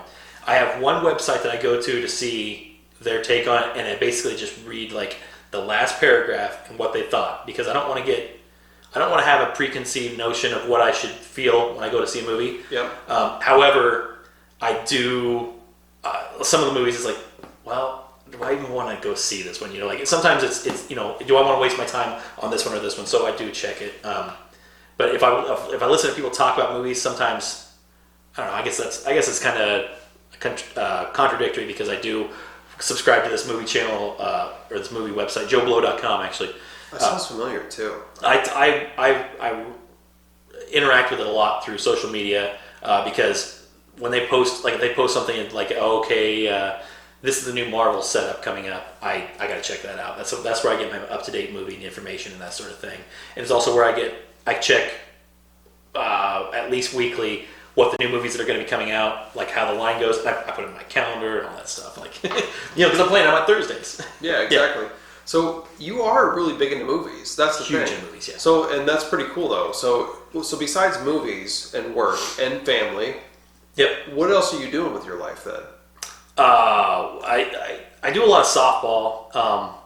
Well, I don't play anymore. We used to have a Friday night softball league and whatnot, and then I spend a lot of time with Savannah in her softball. So every summer, it's like our weekends are pretty much softball. You go through that. But it's not softball season right now. Correct. So now, what are you doing? So now I always have something planned, and I guess there's a few things that we're doing right now. Like tomorrow, I guess past the wedding things have slowed up a little bit, but there's always something. So like tomorrow we're going to a Friendsgiving, that sort of thing. Yeah, I know what those are. Yeah, Kayla's friends and whatnot. We've got one tomorrow night too. Possibly, it sounds like. I don't know if we're going. They're not going to watch this because I won't publish this until the week after. So we're okay. But and then I guess it's just constantly my weekends are filled up with stuff like that. Next weekend after that, we actually have Thanksgiving for my family because we're going up to Kayla's parents for her Thanksgiving. And then the weekend after that, I don't think we have anything that first weekend in December, but I'm also spending a lot of time. I'm trying to raise money for here we go. Here's a plug for the JDRF, and I'll give you a link for something to that effect. But my daughter and I, she's a type 1 diabetic, So a lot of people don't realize what a type 1 diabetic is, but it's not like a type 2 diabetic. It's not through your health and whatnot. It's something. Are you type 2 or type 1? Type 2. Okay, yeah. So she's a type 1 diabetic, and it's been a real it's been an earth-shattering thing for her. And so it's one of those, like, she's on constantly. She got the pump and all that stuff. And is she injecting it all? No. She did injections 4 times a day from since she was like 11 till the time she was. Is that when she found out? Yep. That's when you found out. How did you know? How did you find out? This is a good time to talk about We this. don't have to talk about this. No. This is great. Highly personal. Yeah, this is highly personal, but this is one of those things like I like to talk about this because people don't realize the signs. Savannah had every single sign to a T, and I did not realize it because I had no clue what type 1 diabetes was. So when she was 11, she was getting into softball, and she was pretty good. Like, you could tell that she was better than most kids, and she was getting really good at it. And so then we got her into an ASA team, and she went from when she first started, she was like the 3rd string catcher. She had never done catching because at that age level, catching, she played shortstop. Catching isn't a big deal, but she wanted to be a catcher. So when she started playing for ASA, she wanted to be a catcher, but she hadn't done it too much. She wasn't very good at it. She was 3rd string. Started working her way up. Before she knew it, she was the number 1 catcher on the team. And then all of a sudden, she wasn't doing well. Like, she was slow. Like, when she would miss a ball, it would take her forever to get the ball. And like, if she hit the ball, which she wasn't hitting well, she would hit the ball to 3rd base, and then she'd barely make it halfway down the 1st base line. And it's like, and she also dropped a ton of weight. She lost a lot of weight, and she would come out of the game, and her lips would be chapped up, real bad chapped lips, and and I'd tell her like, oh, you need some Carmex or whatever, and I chalked it all up to she's that age, she's just losing her baby fat or whatever, and so on and so forth, and she was always tired. Little things like she would come out, and I keep references with softball, but it's because of the fact that that's where we really started noticing the differences. Other than that, it was just, she's just a typical preteen that didn't want to do much, and so she was at the stage where she got sick 2 days in a row, threw up in the bathtub before she went to school, ended up, they checked her glucose, it was at 535 or something like that, and then we spent the weekend in Iowa City at the hospital. And like I said, it was an earth-shattering thing for us, a lot of life changes, a lot of stuff that had to happen. Oh yeah. Yeah. And I know what that's about. Yep, and she's been killing it though. Like, I take a lot of pride in the fact that she doesn't let that define her. And when you see her playing softball, because she's still awesome, I'm a badass softball player, great catcher, and when you see her playing, you would not know she was a type 1 diabetic unless you saw her pump sticking out of the back pocket of her. I know somebody's got one of those like that too. Yeah, so she did the injections for so many years, and then she got on the pump recently, and it's made it a lot easier to be able to adapt to things. But it's been awesome. And so anyway, to bring that back around, what we're trying to do is I wanted to have a project for the two of us to do something together her senior year and raise some money for the JDRF, which is the Juvenile Diabetes Research Foundation. And so what we're doing is the September after she graduates, we want to go up to Chicago and do the JDRF One Walk. So I looked at the donors and what the big donors there were, and the highest donor category was 10 grand. And I thought, I'm like, well, but first I was thinking we could do $1,000, try and raise $1,000. And it's like, if we're going to do it, why not just shoot for the moon and see what we can do? If we have 2 years, why not try and raise 10 grand? So that's our goal. It's $10,000. It's lofty and it's going to be tough, but I honestly think that we can do it. We've got one more big fundraiser this year. We've done a softball tournament and some minor things like the three of us bartended, waited tables at the Eagle's Nest. Is that place still there? Yeah, the Eagle's Nest is doing great. Yeah, It is. It's doing great. Yes. I need a gig there. Let's make it happen. I'll put you in touch. I like it because they are talking about that a long time ago. Yeah. I would love. I didn't even know that place was still there. Yeah, that's hilarious. That's awesome. Yeah, right. It's actually a great little bar. I love having it, but That's no disrespect when I say I can't believe it's still there. It's No. been so long since I even thought of that. Well, yeah, we had the lunch there. You were just passing through or something like that. I can't remember what it was. I stopped in, yeah. I talked to you into having an Angry Eagle, which the Angry Eagle probably wasn't as good as it could have been on other days. Some days it's better than others. And, again, it's like it's the cook or whatever, whoever. Right, yeah. But I'm sorry to distract from what you were talking about, but this is a pretty cool deal. So, can we link all this stuff down below then? yeah, I can drop a link. I'll send you a link. I want to do the point. I want to do the point thing. It's here somewhere. Anyway, yeah, because I will. I'll put a link in there, and it's going to be. I think we've got like $2,600 right now, which not bad. Especially I've got a softball tournament this summer, bingo, 2 more kickball tournaments. But there's a link we're going to share. Yes. Yeah. 2 more softball tournaments. Yeah. That's cool, man. So impressive. So here's the thing. It makes me worry for my kids.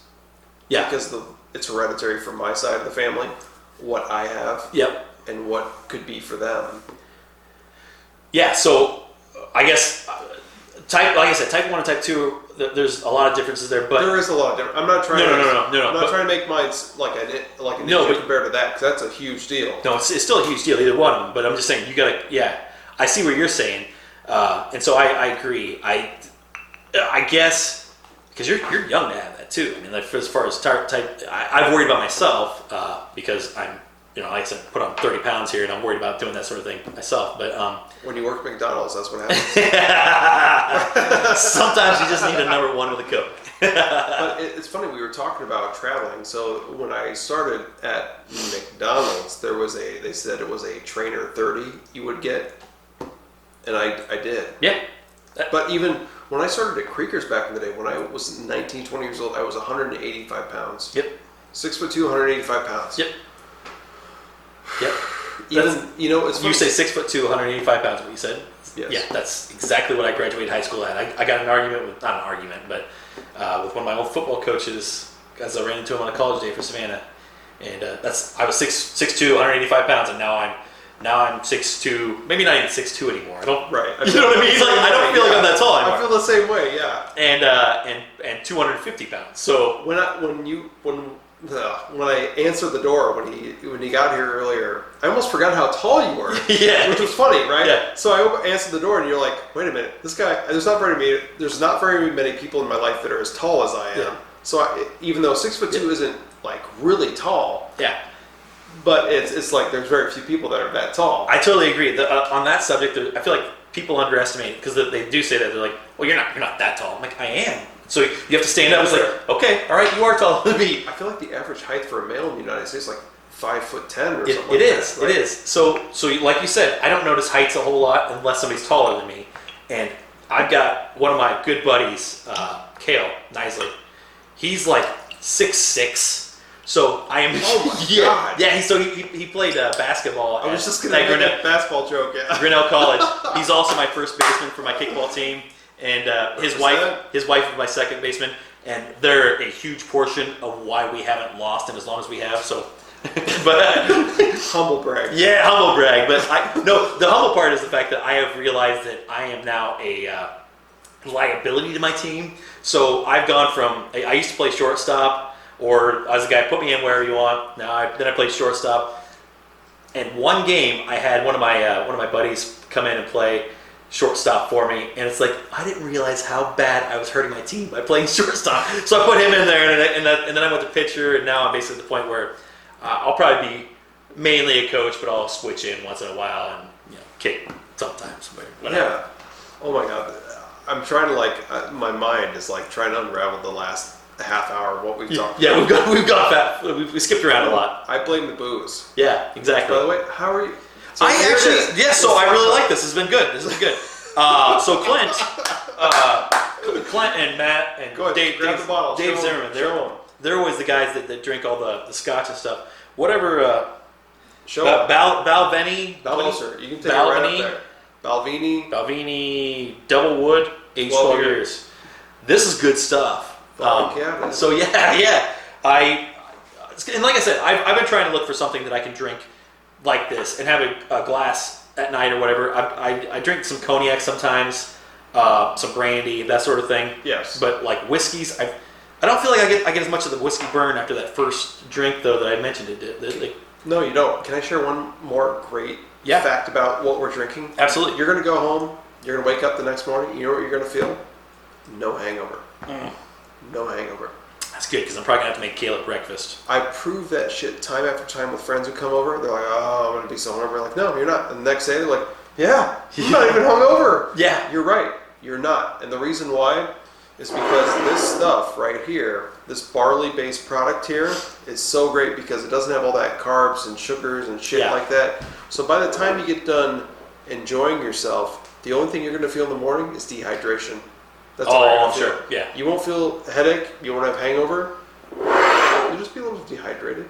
That's all right. That's all right. right. I drink a lot of water, so. I drink a lot of coffee in the morning. So do I. 30 ounce Yeti, or not Yeti, it's a Monsanto off-brand, but 30 ounces one, and I hammer that throughout till about 11 o'clock. Next top 5 coffees. Go. Oh, I don't know that I have a favorite coffee. I know that my least favorite is like McDonald's.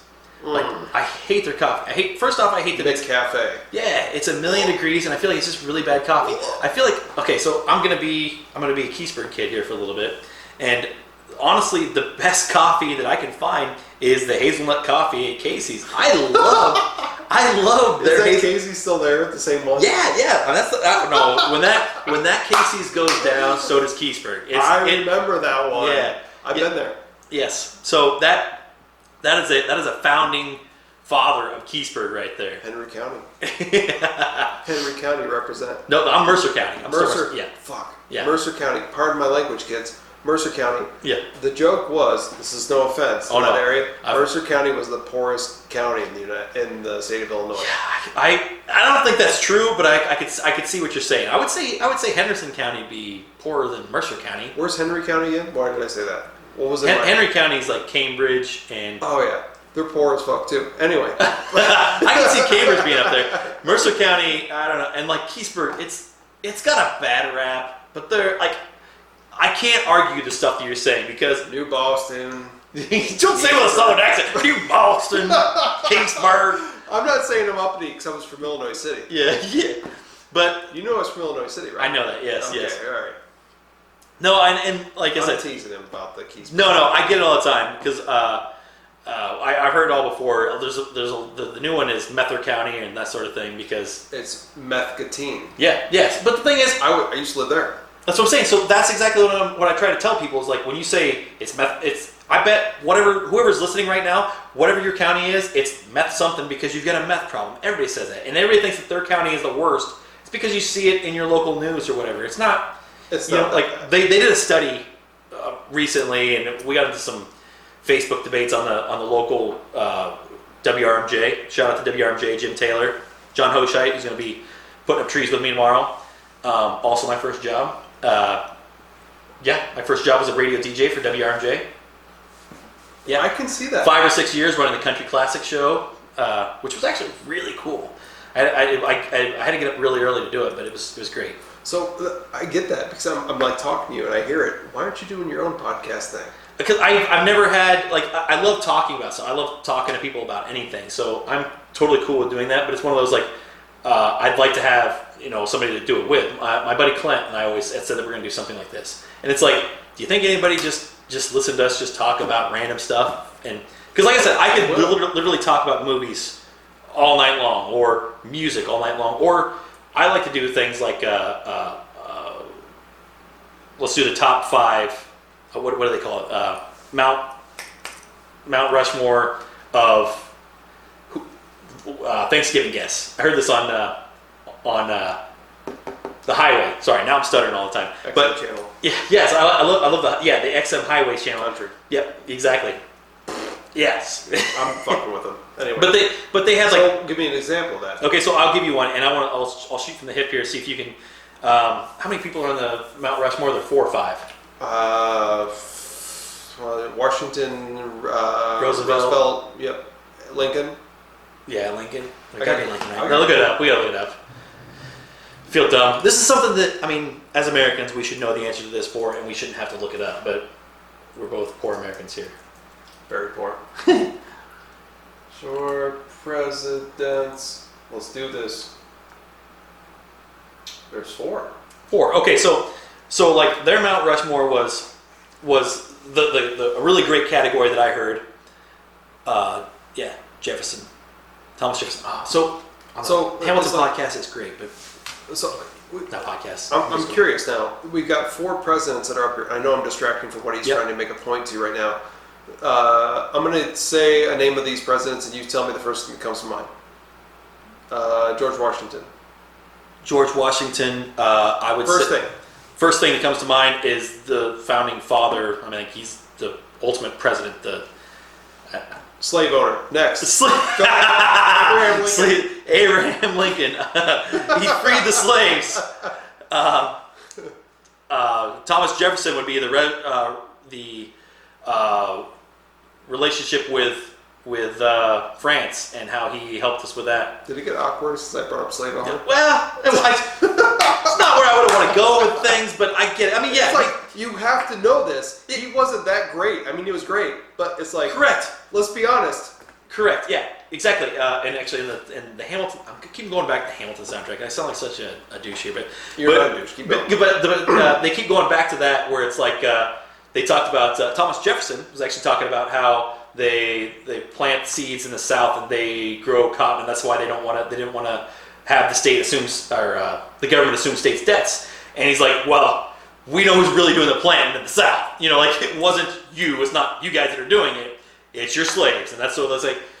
So it's really a cool, like, it's yeah. So you watch the Hamilton or listen to the Hamilton soundtrack. Roosevelt, probably hunting. Didn't he have a bear, like a pet bear? Dude, fuck it. He did the bull moose. He did a presentation, a speech with a bullet lodged in his chest. Theodore Roosevelt is the shit. He's an OG, and it reminds me of Robin Williams. Why is that? Movie time. Movie time from Robin Williams. Oh, because he played him in Night at the Museum. I knew he'd get it eventually. But no, anyway, to circle away from all that, but they do a Mount Rushmore. So like Thanksgiving guests, I thought it was really cool because it was pretty out there. So if you were to have a group of people show up at your Thanksgiving, and you were just hosting them, just you and these 4 people, and you had to have it in specific categories. So one category is a musician, one category is an actor, one category is a animated character, one or cartoon character. One of them is a dead celebrity of your choice. Stop for a moment. Give me the first one again. Musician or like a singer. I'm going to say singer. Well, musician. Who's your favorite musician? Give me your top 4. My top 4, and this is not my favorite musician. This is just who I would want to have. And one of them was supposed to be an athlete, but I want to have an athlete in there because I want to make sure I put Charles Barkley in. Because there's nobody I'd rather have dinner with than Charles Barkley. I would love to sit and talk with him. And I know that we would argue the entire time, but I'm cool with that. Like I grew up with Charles Barkley. He's my guy. The Bulls better. They did. Charles Barkley was the MVP in '93, but the Bulls still won the championship. He was. And you know what? I remember that. Oh, we could have a whole other podcast about 90s sports. Oh, yeah. And I fucking hate sports now, but I would talk 90s sports with him all night long, Chad. Keep going. Especially 90s basketball. That was. So you would have... So I guess... Charles Barkley, because I'm going to throw athlete, and I think I'm up to 5 now because I said... Keep going. So musician, this is a tough one for me. And honestly, I'm still going to go with Eric Church. And it's country music. I love Eric Church. Actually, I have a cool story about Eric Church later on, if you want to remind me later. Of course I do. But Luke Combs would be a close second because I feel like that dude is just, he gets it, and I really like his style. I would like to say George Strait because George Strait's my favorite singer of all time. He's the best musician of all time, or best singer of all time. However, I just don't feel like a conversation with him would be great. So like, I want to make sure that I precedent. That's why I'm putting these people up there. What's the next category? Actor, actress. Boy, I feel like I could go a lot of directions here, but I'm going to go Jennifer Lawrence. Jennifer Lawrence. Jennifer Lawrence. Also, first off, because I feel like happening? Yeah. What? I didn't. Don't Google that, kids. Yeah. I love Jennifer Lawrence. I absolutely adore her. Not because of the fat penny. Yeah, on every level. But I also feel like it'd be a great conversation. I feel like she's much more intelligent than she lets on. You know, she kind of plays up that. You know what I'm talking about, right? Oh, I do.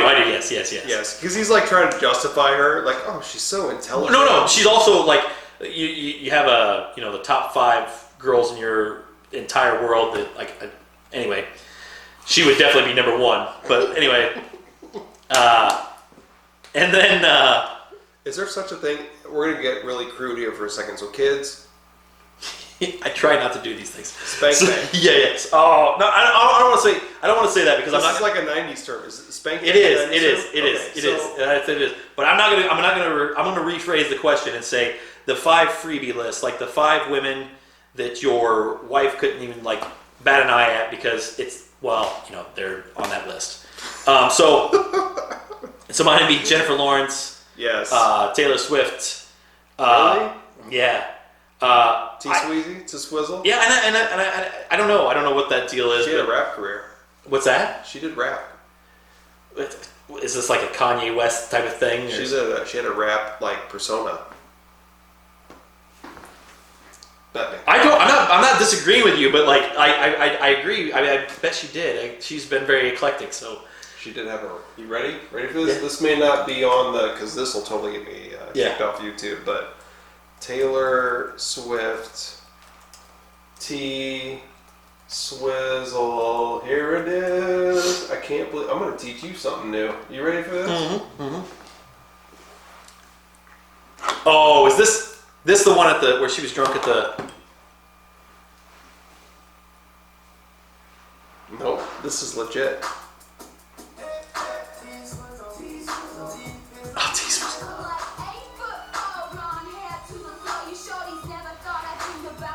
In case you okay, so I call my friend Taylor T-Sizzle, so maybe this is where I got it.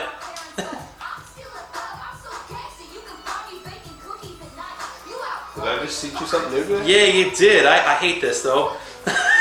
This is as you should. Yeah, this is horrible. As you should. This is real bad, but she's another one. I feel like you can put Taylor Swift up there with Nickelback. She gets a bad rep. I like Taylor Swift, but I'm also, again, I listen to a lot of stuff, and it doesn't have to be deep, great music.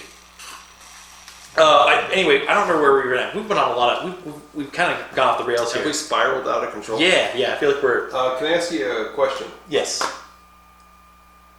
Let's back up a second. Yeah. We're getting back to that 4. I think about Jennifer Lawrence now. So, what were the 4? So we did your 4. My 4 Thanksgiving guests. You were saying earlier that you're Mount Rushmore. Oh yeah. So I think I actually had a 5th one, except for an athlete on there too.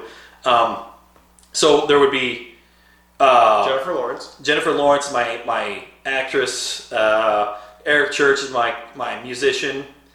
Charles Barkley's my athlete, and I feel like I could make the whole thing around Charles Barkley because he's the guy I want to talk to the most.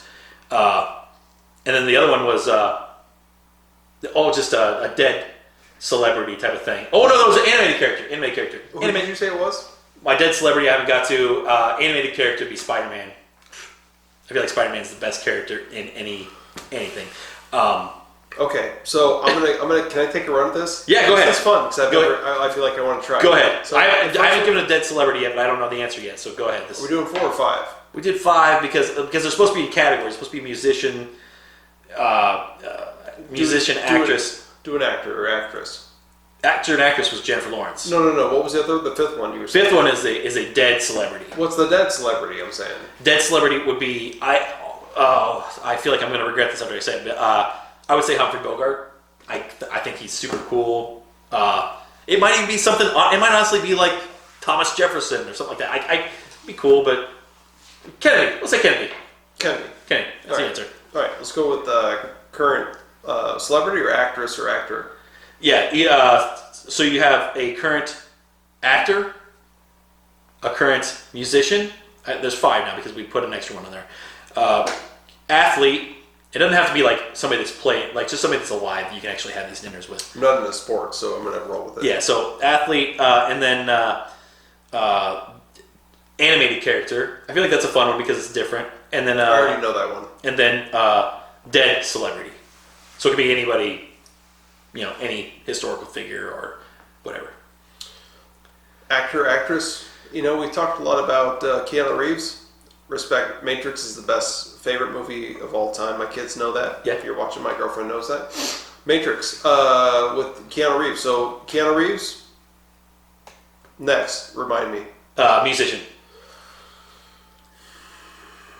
I'm a guitar player, so I feel like it has to be a guitar player, right? I figured that's where you're going to go with this because I said I almost said vocalist, but I feel like you would go with a good guitar player. It's not. I respect the Jimi Hendrix, the Jimmy Page. There's a lot of Jimmys that I'm referencing too. Should change your name to Jimmy, and you'd be a celebrity right now. I'm gonna go to the courthouse. I'm gonna change that shit right now. Jimmy Madison. Could you see me as a Jimmy actually, Madison? that's not bad. I like that. Jimmy Madison. Jimmy Madison. I like that. It's like Billy Madison, but what up, Jim? Yeah. Jimmy. What up? We're gonna play tonight. Here we go. Here's the thing. It's like for me. You're gonna go deep dive on this thing, and it's gonna be somebody that when you say it, I'm not gonna know who this person is, and I'm fully prepared for that. But I was hoping that I could prove you wrong and be like, oh yeah, he's for said band. But I don't think I'm gonna be able to do that because you're gonna. This is not gonna be a surprise to some of my friends with Mark Tremonti for inspirational guitar side, and he's also lately a singer. You know who Mark Tremonti is? Mm-mm. Can I show you something? Yeah. Talk to them for a minute. Okay. So talk about Charles Barkley. Talk about Charles Barkley for a moment because what does that say? Oh, that's what the guitar is actually made by. That's who that made that. It's it's a signature model. That's awesome guitar too. Thank you. Very cool. I'm going to show you something else in a moment. Yep. Look at the poster at the very top above me. The one that looks like the does it say Alter Bridge? It looks like the Smallville cover. Is that his autograph? That's very cool. Yep. So I'm kind of getting into the not autographs, but like memorabilia type of thing. And I would like to have a room similar to this at some point in my life. Kayla says that she definitely wants to be a basement so that I can listen to my TV way loud and stuff. Nice. And I'd like to have my autographed helmets or whatever, and that sort of stupid things. Yeah, the Bills helmets or. It doesn't matter if you're into sports or music or whatever it is. I respect whatever it is. Yeah. So for you though, it's Buffalo Bills. Yeah, it's Bills stuff. It's sports memorabilia. But I've honestly the worst admission that I have of this whole podcast, I'm sure, more than Nickelback, is the fact that action figures. I love action figures, man. So what's the action figure you have that's most prized to you? I wouldn't say most. I would say probably my Juggernaut, just because it's collect and connect type of thing. You got to get all the X-Men to do it, and it's like this. Just this. It sounds stupid when you talk about it, but I love like Kayla, and God bless her again, that she allows me to have these like lined up across my not my entertainment center, but I have a shelving unit built around my TV, my setup, and basically have these action figures up there, and I think they look so cool. I think it adds something to our room. We got movie posters on the sides. And then we've got these action figures up there. I think it looks cool, but other people probably come in and say, that's dumb. And it is. I respect it. So, exactly. My thing is, so it's not action figures because you're huge into movies and all that. Do you anything with video games ever? I do. I wish I played more video games than what I do. I'm horrible at starting video games and not finishing. And that's where I'm at right now. I've started so many video games that I haven't finished, and I'm not going to be the what's the big one right now that everybody's playing, like the online Fortnite. Don't say that. Yeah, I'm not. My kids play that shit. I hated it. I played it one night, and it's like, this is the worst. This is terrible. Why are we dancing? Stop. Hey, here's the deal. Attention span.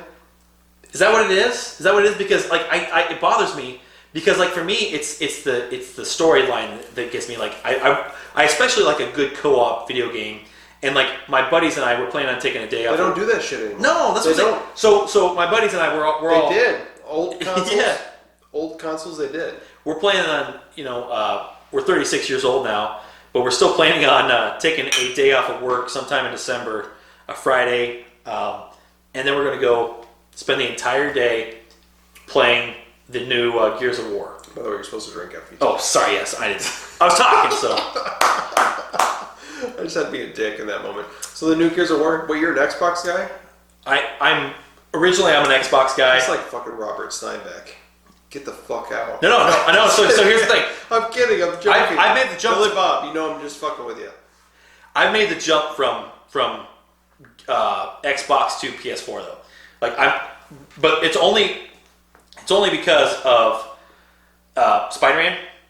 There's no way I could not play that game. My youngest loves that and played through it. He loves it. There's no way I could not play that game. So, actually, Kayla got it for me for Christmas last year. I knew that she got it for me because it came out in September, and I knew that she got it, so I had to wait until December to play it. But it was worth it. It was worth it. I spent all of Christmas. When's your birthday? My birthday's in January. It's in January. Okay. Yeah. So you said September. No, the game came out in September. Right, you said September, which I was thinking back. My birthday's in September. Oh, see that she could have got it for me for my birthday if my birthday was in September, but I couldn't do that. Well, and I'm not trying to cut in front of you. So no. When I was gone and getting ice cubes earlier, you said you went to New York. Yes. Saw. Not trying to cut back. No. Cut back this. I'm sorry. This is this is your story. You tell it however you want. So you went to. I was kind of hearing as I'm washing my hands. Yeah, ice cubes. I talk loud, so you. And then after I got ice cubes, yes, went to the restroom, came back, grabbed. Did you go to the what was once the Twin Towers? Yes, we saw the Twin Towers, which is now just they call them infinity pools. Can I share? I know exactly what you're talking about. Can I share one thing? I've drank enough, and we're upside down. I've never put a bottle upside down in the podcast. So my 18th birthday was 9/11. You're kidding me. I would not kid you. That's tough to you can never fully celebrate that the way you want to because it's always gonna be especially that day. That's Can I share with you what I did that day?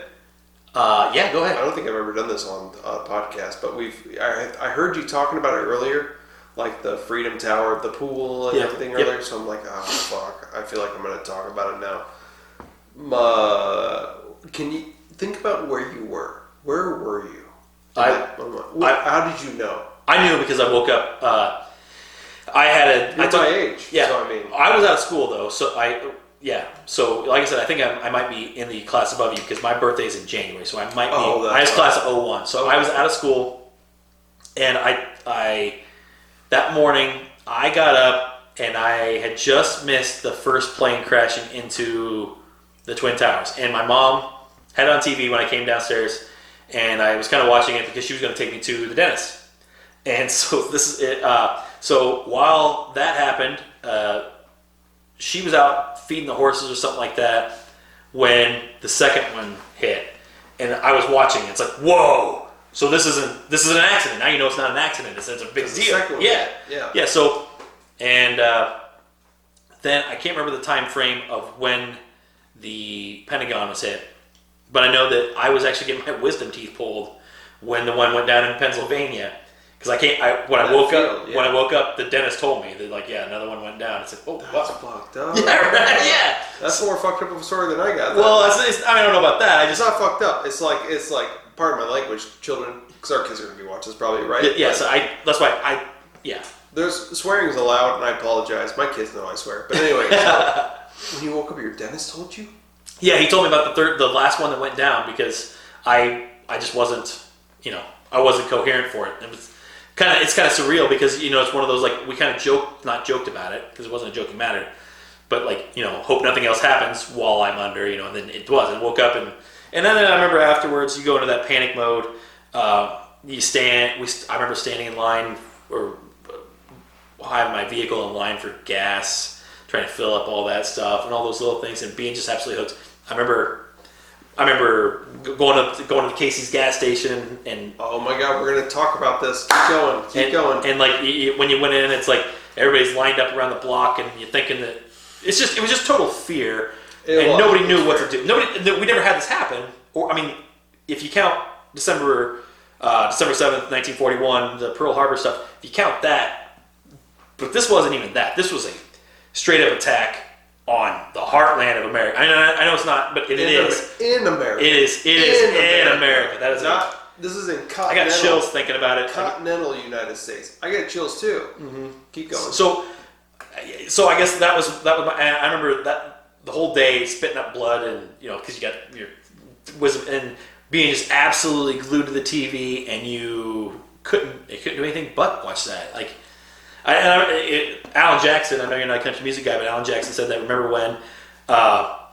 He really summed it up perfectly, because how did you remember that experience, and how did you deal with it? And I guess when I was talking about it when we went to that memorial, that was the big problem that we had, was the fact that there was so much emotions, and like we got to the point where when we pretty much just walked out was when we got to the point where we got to, they were talking about the suicide bombers, and I had just read the transcripts from the planes.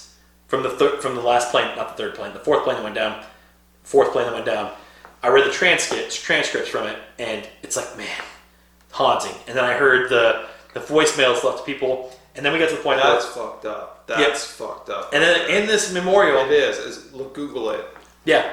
And then when we went to the next section, they had a little spot where they just talked about when the terrorists entered America, where they trained. They had just a jump flight training and everything. Yeah, they did all the flight training, and and they went through and they had their names listed and pictures of them, and everything that they did there. Like, at that point, I turned sour on it. It's like, I just don't want this to be my New York vacation. And I told them, like, we need to go. It was like a hate thing. Like, now I'm mad. Now I'm back to that point where I'm mad about an American tragedy, that sort of thing. Like, and it just bothered me. So we got to that point, and yeah, it was just too much at that point. It's like, we need to go on and go to the next stop, because we don't want to be. This doesn't want to be our vacation. You don't want it to be. Exactly. Take a drink. Yes. That's incredible. So I have a couple things to build upon his story, and you drink as much as you want in this park. So I'm going to try to build the story. Yeah. I'm just trying to get him drunk. Anyway, so I turned 18 on, and I don't know if I've talked about this on a podcast before, so this is the first, but I turned 18 on September 11th. And wow, 18th birthday. Not thinking about that. That's messed up in itself. Just it is 9/11. So the craziest thing is, everybody knows where they're at. I'm like, yeah, I remember where I was at, but I also remember it was my birthday, and here's what happened that day. So it was another day in high school. We had guitar lessons. I had guitar lessons. Rockridge Rockets, and we beat them in 8th grade. Fuck football. You. Just saying. It's all in good fun. Anyway, so I had a guitar / piano class, and we were playing guitar. And then, like, when we were practicing, a teacher from another room came and said, "Oh my God, you got to turn on the TV," because every room had TV, right? Was it Channel 1? What was that? Channel 1 was the morning news. Or was morning. It was like afternoon news or something like that. 2 o'clock, Channel 1 News. So it's incredible to have somebody on the podcast who's the exact same who knows exactly what I'm talking about. So Channel 1 did the morning news, but they're like, "Oh my God, you got to turn on the TVs because something happened." And then we're watching it, and I'm like, we were all practicing guitar, which is how I started back in the day. That's a whole other podcast. Yeah. But we turned it on. So I found out about 9/11 on my birthday, my 18th birthday, in guitar piano class. They turned on the TV. We watched it. Probably after the second one.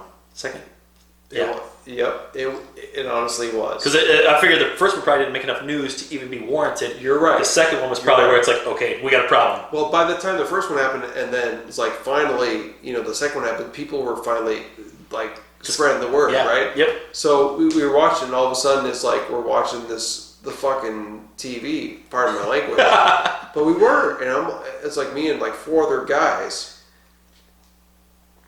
in that class, and the teacher was a gal. She's Mrs. Holcomb in Rockridge, but we were watching. It was crazy, and that day was the weirdest day. Oh yeah, the entire day. It was surreal because you didn't know how to actually respond to anything, and it's just like I said, I feel like you went through the whole gamut of emotions in one day because you were sad, you were I mean, absolutely furious. It's like depending on your age and your mindset and like where you are in your life, you're like, oh my God, this happened on our land and this happened to how many people. You don't even understand how many people got 2,978 or something like that. Like, so I'm going to get a little deeper in this. So my grandparents every year took me for my birthday. Don't quote me on that. I don't know if that's actually true, but it's right under 3,000. Yeah, look at that stat. So my grandparents every year for my birthday, they took me out to dinner, and it wasn't my choice; it was their choice. So we're going to Outback Steakhouse, which by the way closed recently in the Quad Cities. Heard that? Yes. So Outback Steakhouse recently closed, but that's where I went on my 18th birthday. That night, my grandparents took me there on my 18th birthday. The gas stations lined up. Yeah. Right? Lined up. There was nobody on the roads. There was fucking nobody. Yeah. We were the only people. My grandparents had money. So it was like, we didn't care. My grandparents didn't care. They took me out to dinner anyway, but there was like nobody. Nobody out. Except people lined up at Casey's or gas stations, right? Casey's apparently got like sued because they did because they hiked up their prices right at that point. So gas was like $1.28 or something like that. They hiked it. Was? Yeah, something stupid. When I graduated high school, I remember I was probably 17, and I remember buying gas for 86 cents at one point. That's how old I am.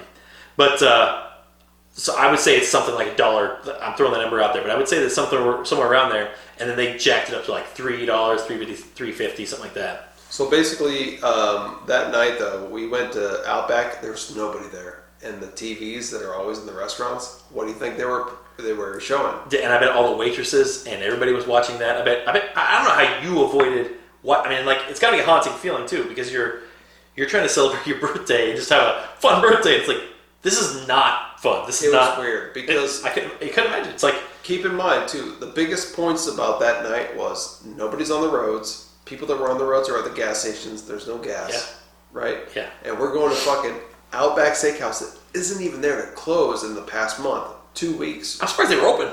I'm surprised because everything shut down that day. Like it seemed like everything just shut down, and I think I wasn't going to school that day anyway but I was going to Blackhawk at the time. Blackhawk, yeah. Yeah, so like I remember the next day when we went there, and Blackhawk never closed for anything, but I think they closed down. Did they really I think close? they closed. I'm not positive, but I think they closed that day. Because it's just, what else you do?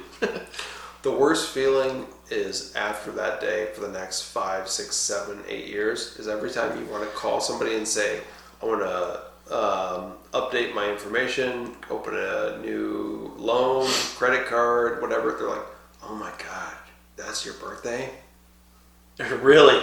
That was literally for the next 5 years. Oh yeah, you're right, because they would just be like, oh my God. I'm like, you will be defined by that. And yeah. What am I supposed to say? I'm like, yeah, I mean, I guess. I don't know. What am I supposed to do about it? Yeah. That was my 18th birthday. I don't give a fuck, though. This podcast is not about me. I'm just saying, it was, I'll never forget that. Puts a damper on it, though. Like that, you have to live with that. Like, absolutely, that's tough. I told my kids, you know what's funny? Can we take a moment to talk about our kids for a second? Absolutely, I'll always do that. Your kids, she's 17? 17. I talked to my coworkers about this, my young coworkers at where I work now, and they're like, yeah, I don't remember, because they were young, right? Yeah. I feel like I'm old now. Yes. Do you ever feel old? I married a gal who's actually 8 years younger than me. So Kayla's 29. So where was she at? Did you ask her? Yeah, she was in like junior high or something like that at the time. So we saw things differently, and honestly, and I don't notice the age difference between Kayla and I hardly ever until something like this comes up, and the next thing you know, it's like, oh my God. Isn't that crazy? Yeah. So then it's like I mean, 8 years sounds like a lot when you say it out loud, but I'm 36, she's 29. It's not. Here's the deal. I'm still saying good for me, because I want to say one thing before we end this podcast, which we're not ending it right now, but he's a millennial. I'm a millennial. We're at the top end of that age group. Yeah. So that millennial thing. Have you heard the exennial subcategory? Please explain. Okay. So I feel like if you got people watching this, they're gonna chime in on this because this is a big one. The exennial category is I'm gonna learn something. is a subcategory that basically, because all these generations are relative and they're not exact. So we grew up with a analog past and a digital future. So we are part of that Generation X, but also part of the millennials. So they define millennials as people that grew up with technology, and we did, but only we had an Oregon Trail in like 5th grade or something like that. Yes, floppies. Yeah, floppy disks. we have floppy disks. I remember playing Spider-Man on floppy disks. I remember the first computer that my mom bought. This is a big box thing, and I'll tell you what. Here's a fun story for music. Yes. So my parents listened to country music. We didn't listen to rock. I know they did when they were younger, but on this stupid computer that we had, there was one riff that was on that computer. And it was like a chime, and somebody had saved it from whoever owned it before, and it was the opening riff to "Welcome to the Jungle." Right. Oh yeah. Guns N' Roses. That opening, and man, that was like when I heard that, I'm like, that's cool. I don't know what that is, but that's cool. So that's the yes. So that's the category that we actually fall into. I think it's like, yeah, it was. That's. I'm sorry. It's okay.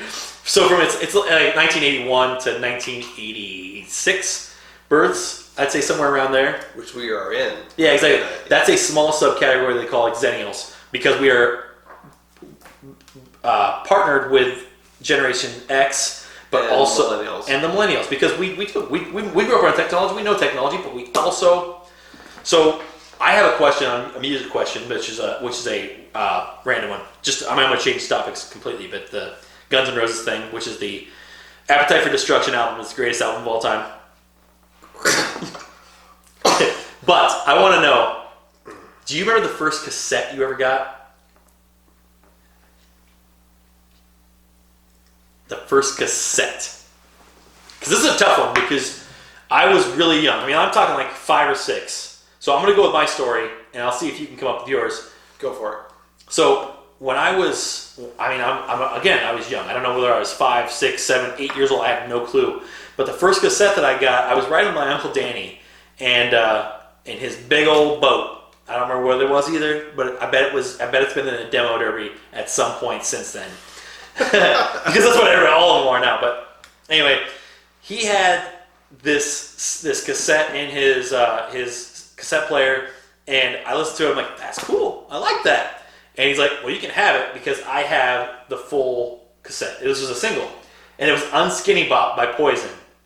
And I don't care what you say. I love Poison. I'm a Poison fan. Again, I love it. I love power ballads. 80s and country. What the fuck is he doing here? Yeah. So I love, and this "Unskinny Bop," I'm like, this is like nothing I've heard before. I'd listen to cassettes. My mom and I listen to Conway Twitty a lot. That's our big one. Conway Twitty? Conway Twitty's probably my guy. Like George Strait.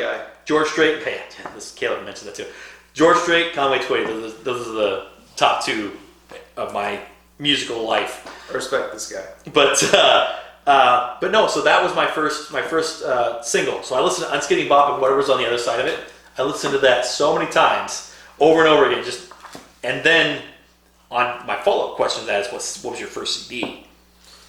Fuck. He's asking. So really my first CD is probably like my favorite question to be asked because I think you'll appreciate it, and it's totally different than what anybody else is ever going to say.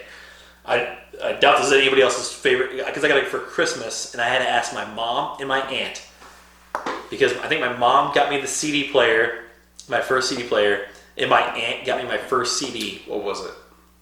Well, my first CD player is currently my dad's guy room, and it was really great. But my first CD was the Butthole Surfers. Pepper was the song. When I heard that song, I'm like, wow, what am I listening to? And then the rest of the album, like, again, I had listened to it on that CD player really quietly because I don't want my parents to hear what I was listening to up in my bedroom because it was so different than what we, they would have hated. My dad would have took that out and threw it out in the yard. I'm going to try to bring this back a little bit. Yeah. Drink that up a little bit while I try to bring it back. So for me, when I think about cassettes and CDs, I didn't really have cassettes as much.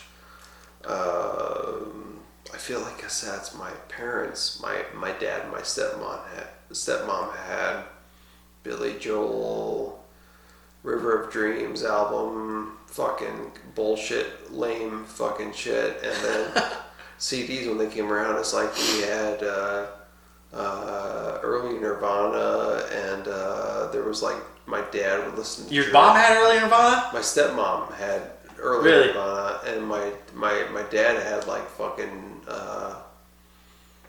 Billy Joel, The Stranger, and fucking Yes, and my dad also had records. He had vinyl. Yeah, we had vinyls. We had this stuff. A cool story. Another cool story. Because I'm just commandeering your podcast here, but I remember we discovered a bunch of my mom and dad's old albums. Like they were 45s, and I remember sitting in my bedroom playing these old 45s and listening to like Kenny Rogers' "Cowardly County," and like just random things. And it's like, that's cool. I wish there was a kind of a pop song at that time that my mom was big into. I wish I could remember what it was. It was something about a train, but not like, I keep wanting to go to like the Quad City DJs, but it was before that, and it was fun fact. So much better. Quad City DJs was not from the Quad Cities. No, they're not. Florida. Yeah, and I absolutely despise that. Today you learn, kids. Yeah. Did you know that? I did, yes, because I'm from that same area, so I listen to that, and it's like you talk about how bad Nickelback is, and you talk about how bad Florida Georgia Line. Show. But Quad City DJs? No. Oh, yeah, that's how you. Besides Quad City DJs, and right. Shut up. Besides that, what do they have? That's it. That was it. That was the big one. Well, no, they did some jock jam stuff, didn't they? I love fucking jock jams. Well, everybody that was CDs I had when I was younger. Everybody had jock jams because you had to get hyped up for your whatever game or whatever. But I loved sports back then. Did you? I feel like we could do a whole other podcast about 90s sports. Oh yeah, I totally agree. 90s sports, but mainly basketball. Basketball was my big thing at the time. Me because too. I was Phoenix Suns were the best, and they weren't because the Bears or the Bears, the Bulls and the Rockets were clearly defined the 90s. However, the Charles Barkley and Patrick Ewing and like those Alonzo, there's so many crazy athletes from the Supersonics. Bring sports back to Seattle, by the way. Or you know what? Basketball. Kemp, let's make it happen. Sean Kemp. Sean Kemp actually was a lot like me because he was not like me. It was the fact that he was an athlete, but the fact that like he comes back the next time you see him, he's literally gained 40 pounds, and like it's like, whoa, who's the fat guy wearing Sean Kemp's jersey? Yeah, maybe that's what it is. And Gary Payton, the glove. Besides Gary Payton, he eventually moved on to other teams too. Let me ask you this, right? Gary Payton did. What ended up? Yeah, Gary Payton played. Suns. Oh, I don't think it was the Suns. I know that. I think he played with the Lakers along with Karl Malone. Was it Lakers? Yeah, I think Karl Malone and Gary Payton. I don't ever talk about Karl Malone and the greats because I feel like they always rank him above Charles Barkley. No, he's not fucking above Charles That's Barkley. Everybody ranks him that way. Anytime Why you see, though? Why the fuck does that happen? Because you ready for this? This is like another 3 hours. because he's bigger and more athletic. Charles Barkley just had a. He was a refuse to lose kind of guy, and he knew the game better. I feel like the next time he and Chad get together, is we're going to talk about 90s sports. We got to start off there. I hate sports. For the friends that know me, I hate sports. But you know what? If it's 90s sports, well, I mean, if you got 90s sports, then you got to talk about Buffalo's Super Bowls, and like I don't talk about them apologetically because I know they lost all 4. But that's impressive. I'm repping those Bills, man. 7-3 this year. They're a great lacrosse team. You can't. But the friends that know me know I don't give a shit about sports anymore. Yeah. I do music, but I love that he watched the previous podcast, the Buffalo Sabres. Yeah, gotta study. I'm going to share one thing. When I was in Buffalo, New York, I went to the Niagara Falls. Have you been to Niagara Falls? Okay, so I've been to Buffalo to a football game, and I miss Niagara Falls. I went to. Did you see it? I did not. I didn't go to it. Oh my God! Why not? Because I was a Buffalo Bills fan, and I saw Duff's Wings. I saw Orchard Park and the stadium. I saw some football shops, and I saw the Walmart, because this is before Amazon was really a thing. I mean, it probably was, but I couldn't buy stuff online. In order to buy Buffalo Bills stuff, I had to go to Buffalo to buy it. Do you feel old when you talk about Amazon like that? Sometimes, yeah. I'm old. I sometimes do because I fight it in the situations that like that. You know, it's like, well, I had to go. You know, yesterday I had a book delivered for my dad for Christmas, as well as a. So, if you're listening, you got a book for Christmas. I'm not gonna tell you what it was. You're gonna love it though. It's so easy because it's literally like 2 days and it's there.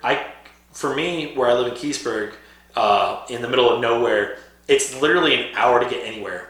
It's not in Henry County. It's not Mercer. Not Henry, not Henderson. It's in Mercer. My drunk ass said Henry, but it's Mercer County. So, fun fact about Mercer County: we have 2 stoplights. Both of them are in Alito. That doesn't make them better than us.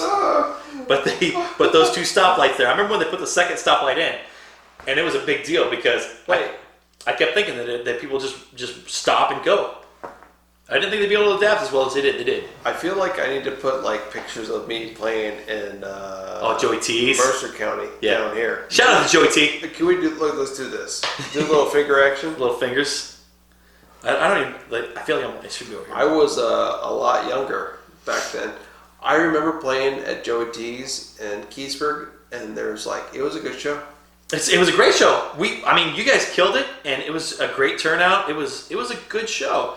You show those highlights. I'll show them to the owners of the Eagles Nest, and we'll try and get that going again. Because man, I had a blast, and I like that sort of thing. They still have bands there. It's usually more like an acoustic one-man band type of thing. I can do that too. Yeah, there you go. More. Yeah, but you would do great there. I think you would, because it'd be something different. And the guy that was there last time, he played a lot of really random stuff. I don't think he played any Tool, but he did play. He played one Tool song. What Tool song? Acoustically. What is that? You want to do it? I don't want to do it, but I would like to know what it is. What is it? Off camera, Anima. See, and that's just it. Like, I don't know Tool that well. I just know, I should know Tool that well. It was in my era, and I just my parents didn't. Can I ask you one question? Yes. We're 2.5 hours into our podcast. That's the thing. 2 and 40 minutes. 2 hours and 40 minutes. 2 hours and 40 minutes. We've disintegrated. Bottle. Do you like Scotch now? I've really enjoyed the Scotch. So isn't it great? It is. Do you know they're having at Hy-Vee? They're having a Scotch testing thing, like December 4th. Check my calendar. Yeah, it's a Wednesday. I'll be there. Anyway. It's Scotch 101, so it's supposed to teach you about it. So I would like to know. I knew you were going to scoff at that. I knew you were going to scoff at that. Scoffing. You were, because that's exactly. You're like, I knew, but when I said it, I watched your reaction because I'm like, he's going to say, "Oh my God." Can I leave it with one thing? Yeah, absolutely. So off camera, we're gonna play some country music together. Oh, all right, let's do that. Play some Garth. That's all I gotta say. So I want to say one thing though. People don't like Garth. I don't give a fuck. So he's got his place. He's got his place. Yeah. The Rope and the Wind soundtrack is horribly underrated. Like, if you listen to some of the deep cuts on that one, good stuff. Lonesome Dove. Chad Weeks. He's a great guy. He came out. He drank some scotch with me. Yeah, we did Scotch stuff. So Good for us. Let's do it. Yeah, Scotch stuff. I'm going to ask 2 questions before we end this. Okay. Besides Nickelback, who's the best hard rock new band you would listen to? Hard rock new band. Okay, so that's a relative term, but I'm going to say Volbeat. I love Volbeat, but I haven't heard anything new from them in a while. And like, I feel like one of the biggest problems that I have about rock and roll right now is that we don't have anywhere to listen to it other than Sirius XM, and I don't want to be stuck on that. But every time we get a new rock station around here, it's 90% AC/DC and I love AC/DC. I'm not saying anything bad about them. But I don't want to listen to them on my modern rock station. I would rather hear what's new. Give me something new. I like to discover new music. And Volbeat's different. I love Volbeat. So that's my answer. That's Volbeat. But also, I haven't been able to listen to too much modern rock. So, before we end this, Volbeat, we're going to play some Garth Brooks. I'm drunk, as always. Kids, you're not here at this point, hopefully. But I really hope Chad Weeks comes back, because I missed this. This has been great. This has been great. Has it been fun? Yeah, absolutely. It's probably been we've been like almost 3 hours, 2.5 hours away. Yeah. We're 2.5 hours into this podcast, or more, and we're going to play some Garth. Yeah. Because it's the only country I know. Yeah, and we need to work on that too, because if you play some more Eric Church or Luke Combs or something, I'll learn it. Yeah, I'll tell you what. Here's Ross Ellis is the song that I'm really digging right now. By and By. I feel like I'm more vocal. You're more musical than I am, and I'm more vocal than you are. I like to listen to the vocal parts of songs. Yes. And I feel like you're more, like I said, you're more interested in the guitar riffs and stuff like that. Yeah. So. Because of the Tool side of things. Yeah, right? absolutely. That's. And I'm judging you here. I'm just saying that's what. Judge me the fuck. Do it. Yeah. But so I feel like guys like the songs that I listen to are going to be different to you because of that. That's why That's why I don't hate Nickelback, because of the fact that Rockstar, it sounds great when you're singing it at the top of your lungs because it's vocally good. And also, let's go back to this. And I'm coming because he's trying to shut me down here, and I'm ready to start going. But no, I like profound lines. I like profound lines in music, and I feel like one of the most profound lines in music, and it's dumb, but I love Poison's.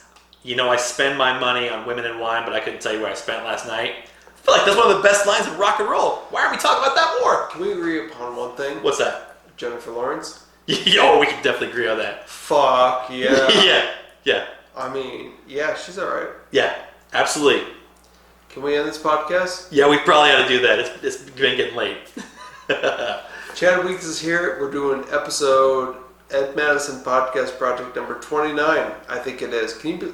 Pretty sure. Number 29. 29, yeah. Thank you for coming over. It's been a great time. I've had a blast. So we need to do this again. So he's going to come over again. Next year, I'm going to have him drink more scotch with me. Yeah. Not 12. Yeah. But let's do 14. Let's do 15. Hey. Let's do something more. Let's do it. Let's do stuff. And we'll see you next time. Just give him a peace out. I'll do a rock on. How about that? All right.